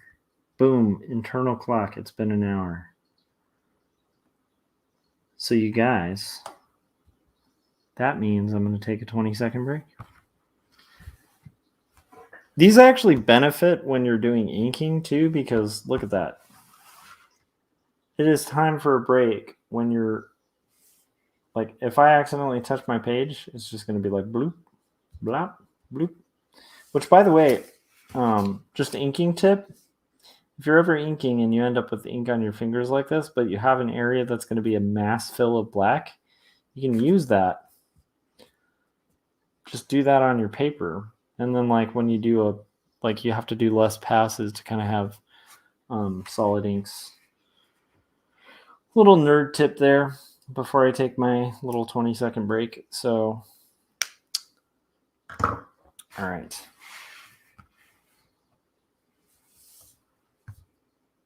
There we go. So I'll be right back, guys.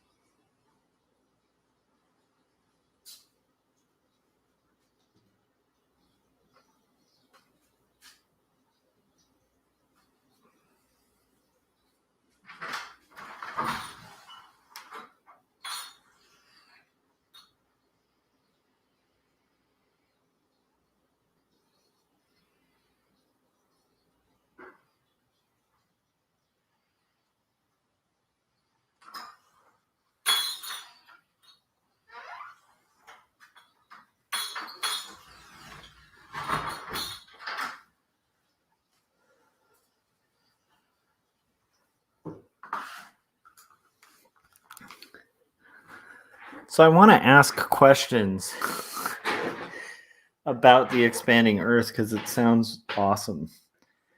So, what is it? Like, what's the theory on like it's expanding from like a singular point, or it's expanding because it was like a Pangea kind of thing where it was covered with like a layer of water, or like, I'm curious.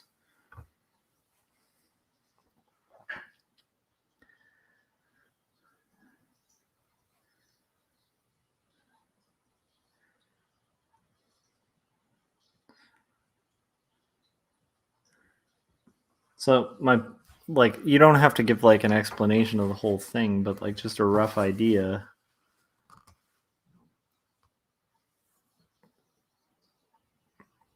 Like there are definitely theories I subscribe to, that would be hard to kind of like boil down into like a pitch line, but give me your pitch. Curious. As I ink this bottom.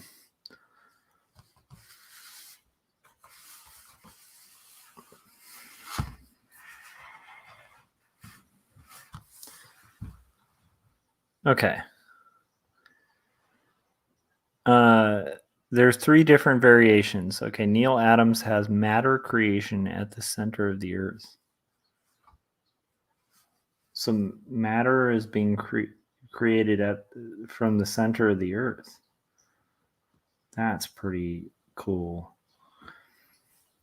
I mean, that like it just sounds like sci-fi kind of stuff, but like in a good way. Like I don't know if that makes sense. It sounds fun.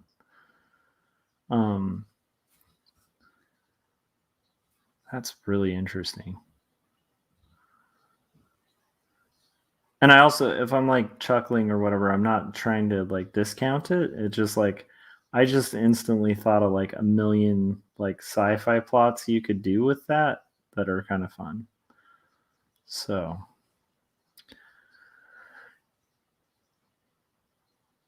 mine is about the hollow kind.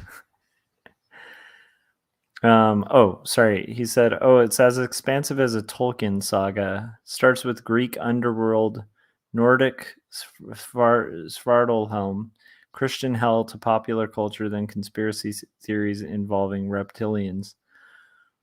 Oh, the hollow ones. Yeah, like I haven't really. The reptile thing's so strange to me, but fascinating, and like it's strange. I don't know. I like there's some things like that where I'm like, where does that stem from? There's got to be something there.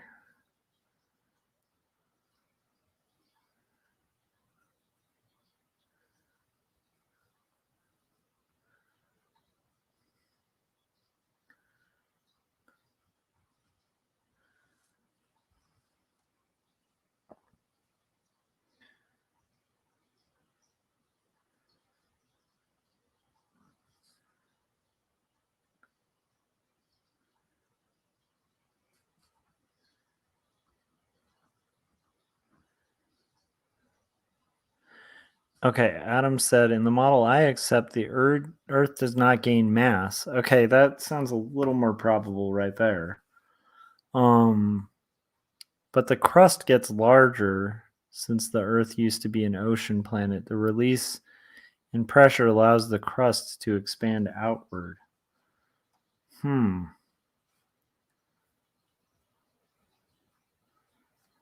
I'm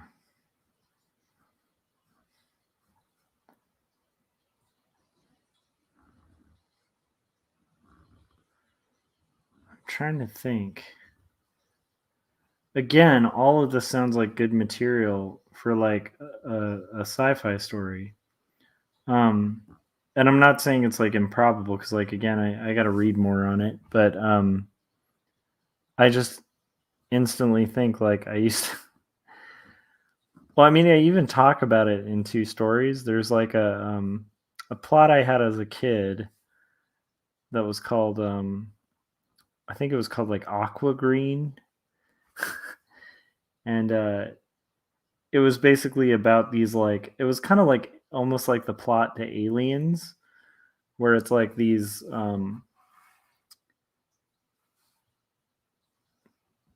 space travelers end up on a planet that is like these different levels of floating water, and they kind of have to get to the bottom level to sort of shut off like a powerful force that's like causing all this harm on like neighboring planets. So they're kind of like working their way from like layer of water to layer of water to layer of water. So it's like the reverse of the Raid, basically, where in the Raid, like the plot is like, hey, we're showing up at this apartment complex and we have to fight a bunch of people to get to the top floor. And I think that same premise has been used in a lot of movies. I mean, that's Die Hard. What else?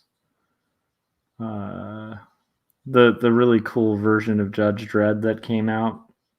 That was pretty much the Raid with Judge Dredd. But yeah, so like I just instantly think like it would be cool to do a story on like this ocean planet, you know? Back before the continents moved apart, there were miles of ocean.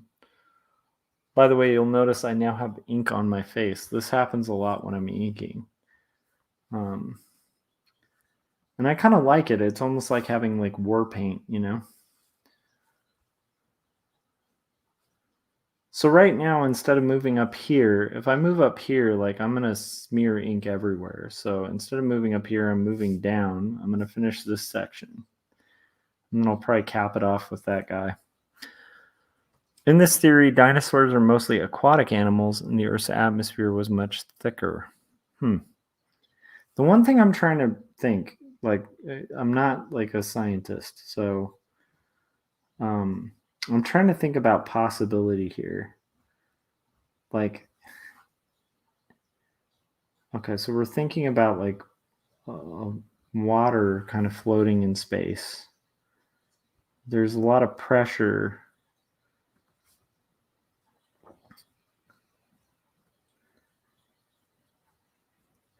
I guess like, so if we're releasing water into the atmosphere, right? Water takes on like a gas form, right? Under pressure quite often.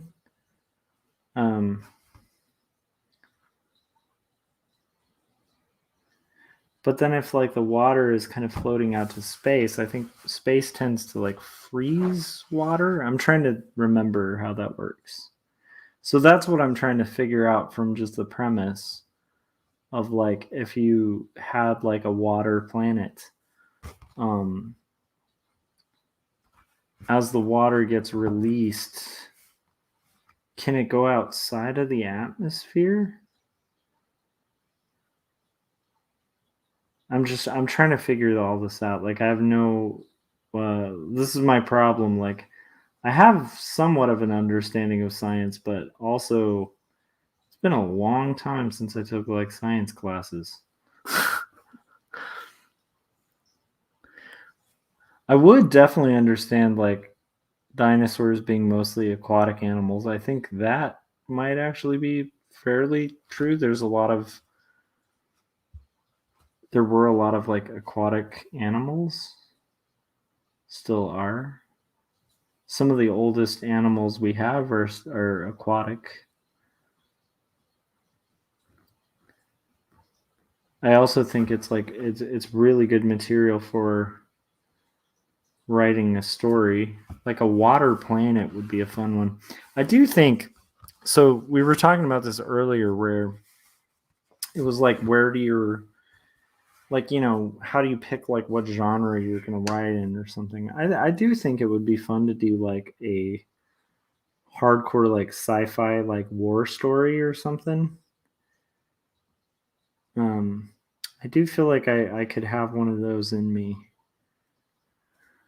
It would take a lot of work because I think like half the challenge with sci-fi is like you really, if you get too science in your science fiction, it can be a drag to read. But if you do it like just enough to give the suspension of disbelief. It's like science fiction can just be so cool, so fun.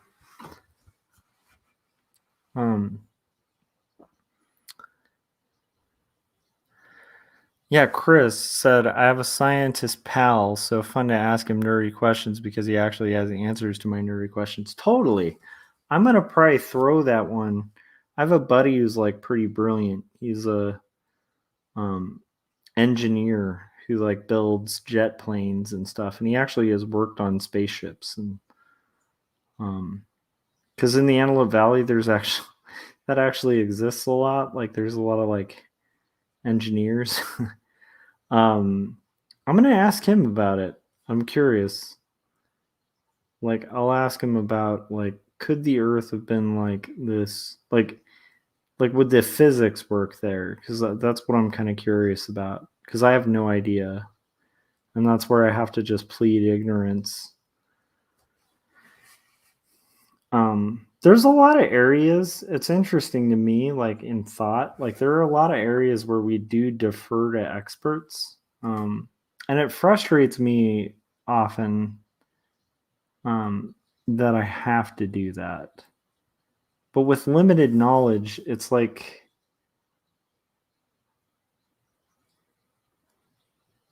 I don't know if it makes sense. Like it's not a cop out. Like I'm not saying I wouldn't research it or look into it. It's more of like quite often when it comes to like sciencey stuff, I often defer to experts because there are people much like if I'm like asking for like inking tips, I'm gonna get them from people who ink, because like people could have a theoretical idea of inking, but like you want to get those ideas from like people who ink. So now I'm really curious because I like this question. He said, I think the chemicals split into hydrogen and oxygen, and hydrogen will drift away because the mass of the Earth is not high enough to hold on to it. So here's my question: if you're losing mass because of the hydrogen drifting away, then wouldn't the Earth be shrinking rather than expanding? That's the part I'm like confused on. And then Adam said, but like on Jupiter and the sun, it is massive enough to hold on to hydrogen. Chris was saying, I drew an astronaut with a revolver on the moon. He wrote out an equation with the formulas of how he would move back if he shot a bullet. That's awesome.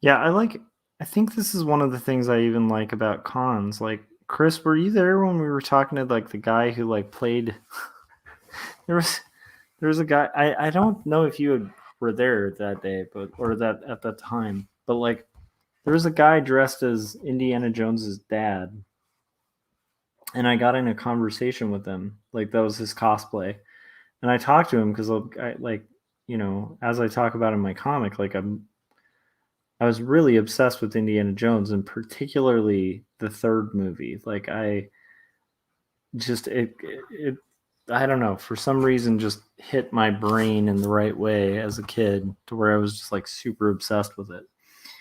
And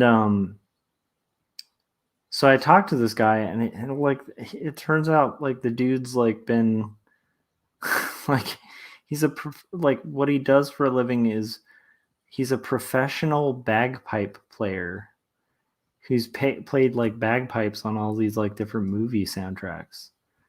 And I was like, what a weird world where like I mean, there are jobs that are all over the place and like so many fascinating careers and like things, but just like what an interesting thing to be able to like ask somebody questions about and like Yeah, we were talking about like how you track bagpipes and like how they go about that for film and like what inspired him to take up like bagpiping. It just was like this really cool conversation, you know? And like what other context are you just randomly going to run into like a professional that's the other thing. I met like a professional dog trainer, like I guess a famous um dog trainer. Like I don't know, like again, like just the thing that's neat about cons is you get all these like fascinating weird people in like a room. That nose is botched. No. No, it was supposed to be finer lines than that. I'm gonna have to fix up that nose. I'm gonna let it dry a little bit and then we're gonna ink it. Yeah, and Chris was saying we met an archaeologist person too. Yeah, like somebody just, and they were talking about doing archaeology to allow for like it was fascinating because it like made more sense of the career of it, because like they were having to do archaeology to like check to make sure areas were okay to dig in for corporations. So it's like, hey, like we got to make sure we're not like digging on like, you know, sacred land, like.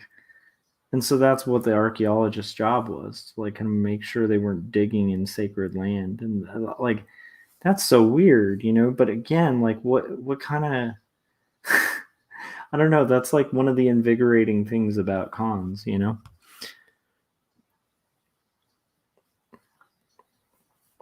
Okay, and then Adam was saying overall the earth has shrunk, but the crust has expanded in volume.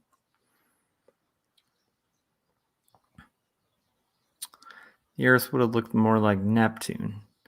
Interesting. That's crazy. And I don't mean crazy like crazy. I mean like crazy like kind of fascinating. I gotta look into that. Yeah, so it's just like a weird, awesome world where I feel like the one thing that's a nice thing that helps anyone anywhere is like having an interest in people and stories is like a really good thing for creatives. Um, I used to do public transit a lot. Like I did not drive a car for a very long period of time, like probably too long. um, but one of the things I loved about it when I was like a young man was like taking buses and stuff, was like you would meet the strangest and most interesting and fascinating people, like 9 times out of 10. You'd get in really interesting conversations with people from all walks of life, all different philosophies, and it was always a lot of fun. Um, I find that kind of thing fun.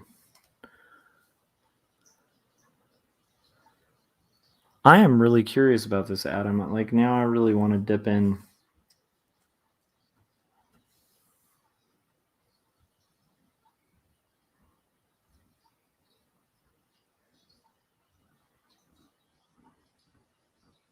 See that thickening.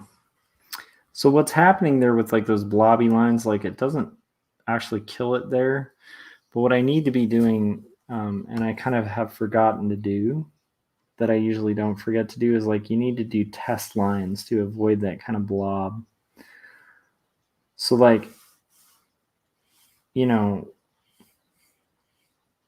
then once you have your test lines, then you should be able to, in theory, just do nice, like the lines you want, right? But where I erred in this was like I kind of jumped the gun. Didn't have my test line sheet. I was kind of cheating it and doing it here. And so I've had a few blob moments, and one of them I might have to actually white out and kind of fix that nose, which isn't too bad. It's just like a lot easier when you nail it on the first try. But yeah, so like that, I think that's one of the fun things about cons, you know.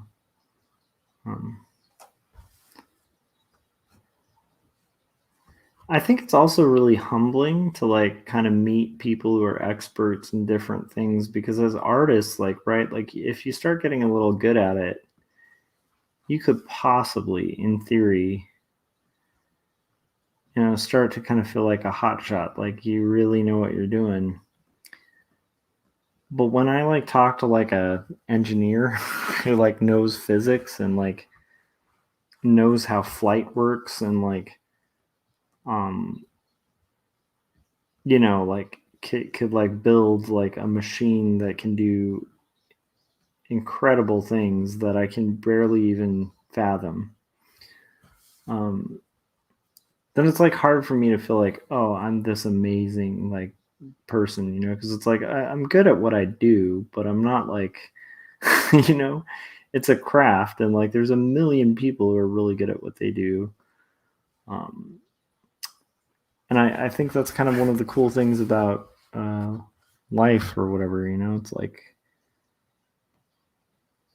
I even think about this sometimes, like, you know, there are janitors and like cleaners who would know like tricks to like cleaning. Like if you've ever like sat down and like or had to like clean a house, like it's a real like weird experience. Like there's some things where you're just like, what the hell is gonna work to like clean this thing? And there are some people who like are such experts at cleaning that they could be like, oh, you mix like these two things and then like boom, like done. It's done, you know? I don't know. It's a rambly thing, but stellar metamorphosis. So Adam was saying this version of an expanding Earth is part of a larger theory called stellar metamorphosis, where stars transform into planets. In this theory, the Earth used to be a star.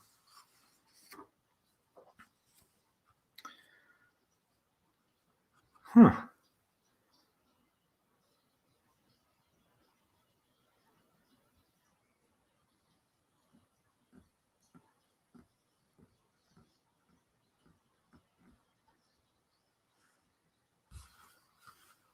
I mean, I don't even think like again. I don't even know if it's far fetched. I'd have to check more into it.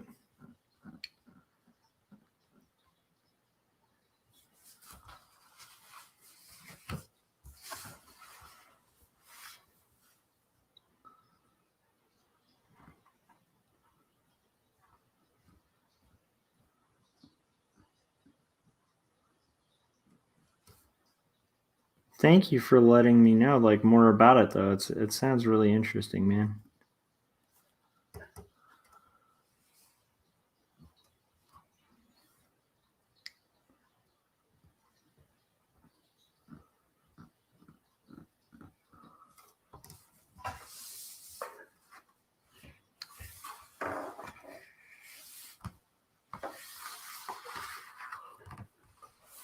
Okay. So there's two things I need to do. One is this part right here is really hard to read because it's just so much texture and there's no contrast. And so I'm going to basically darken. I think what I need to do is like kind of make it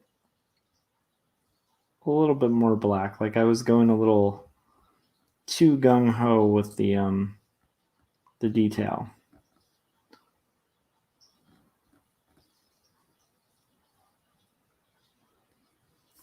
So there's that. And then the other is I want to fix that nose. So we're going to fix the nose. And if you guys are still hanging in with me, I appreciate it.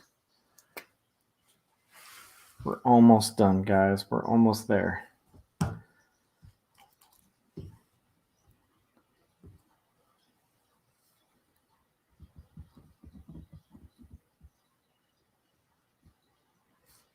So now I have to let that dry.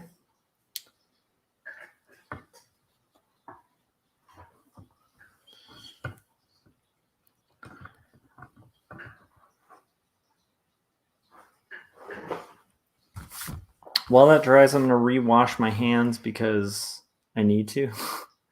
And also, I don't want to smudge up because, like, once you add whiteout, you don't want to do multiple layers of whiteout. Like, it can be kind of a beast to sort of work with.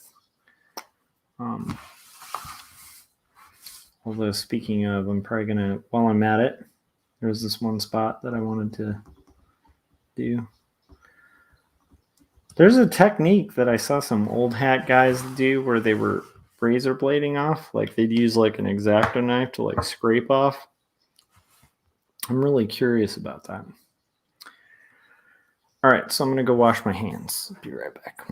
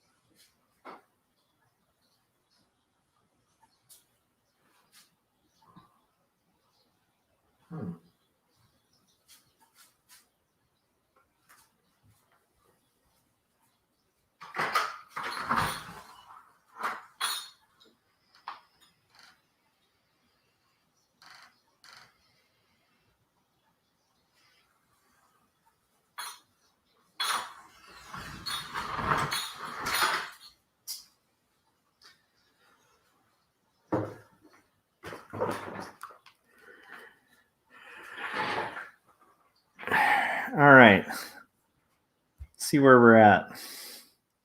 It's always a tense moment. Because what you don't want, right, is like, we've all had that moment where you like kill a brush or a pen or something by like going too quick. So I'm going to adjust his nose here, and then I'm going to do a real quick pass. Kind of do some very mild shading there. Make sure I've got like nice thin lines there. Perfect.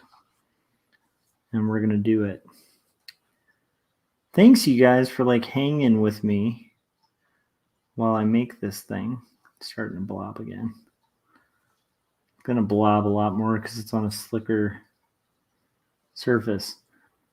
I appreciate you guys hanging with me while I draw and kind of hanging out. And Chris, it was awesome doing LA Con.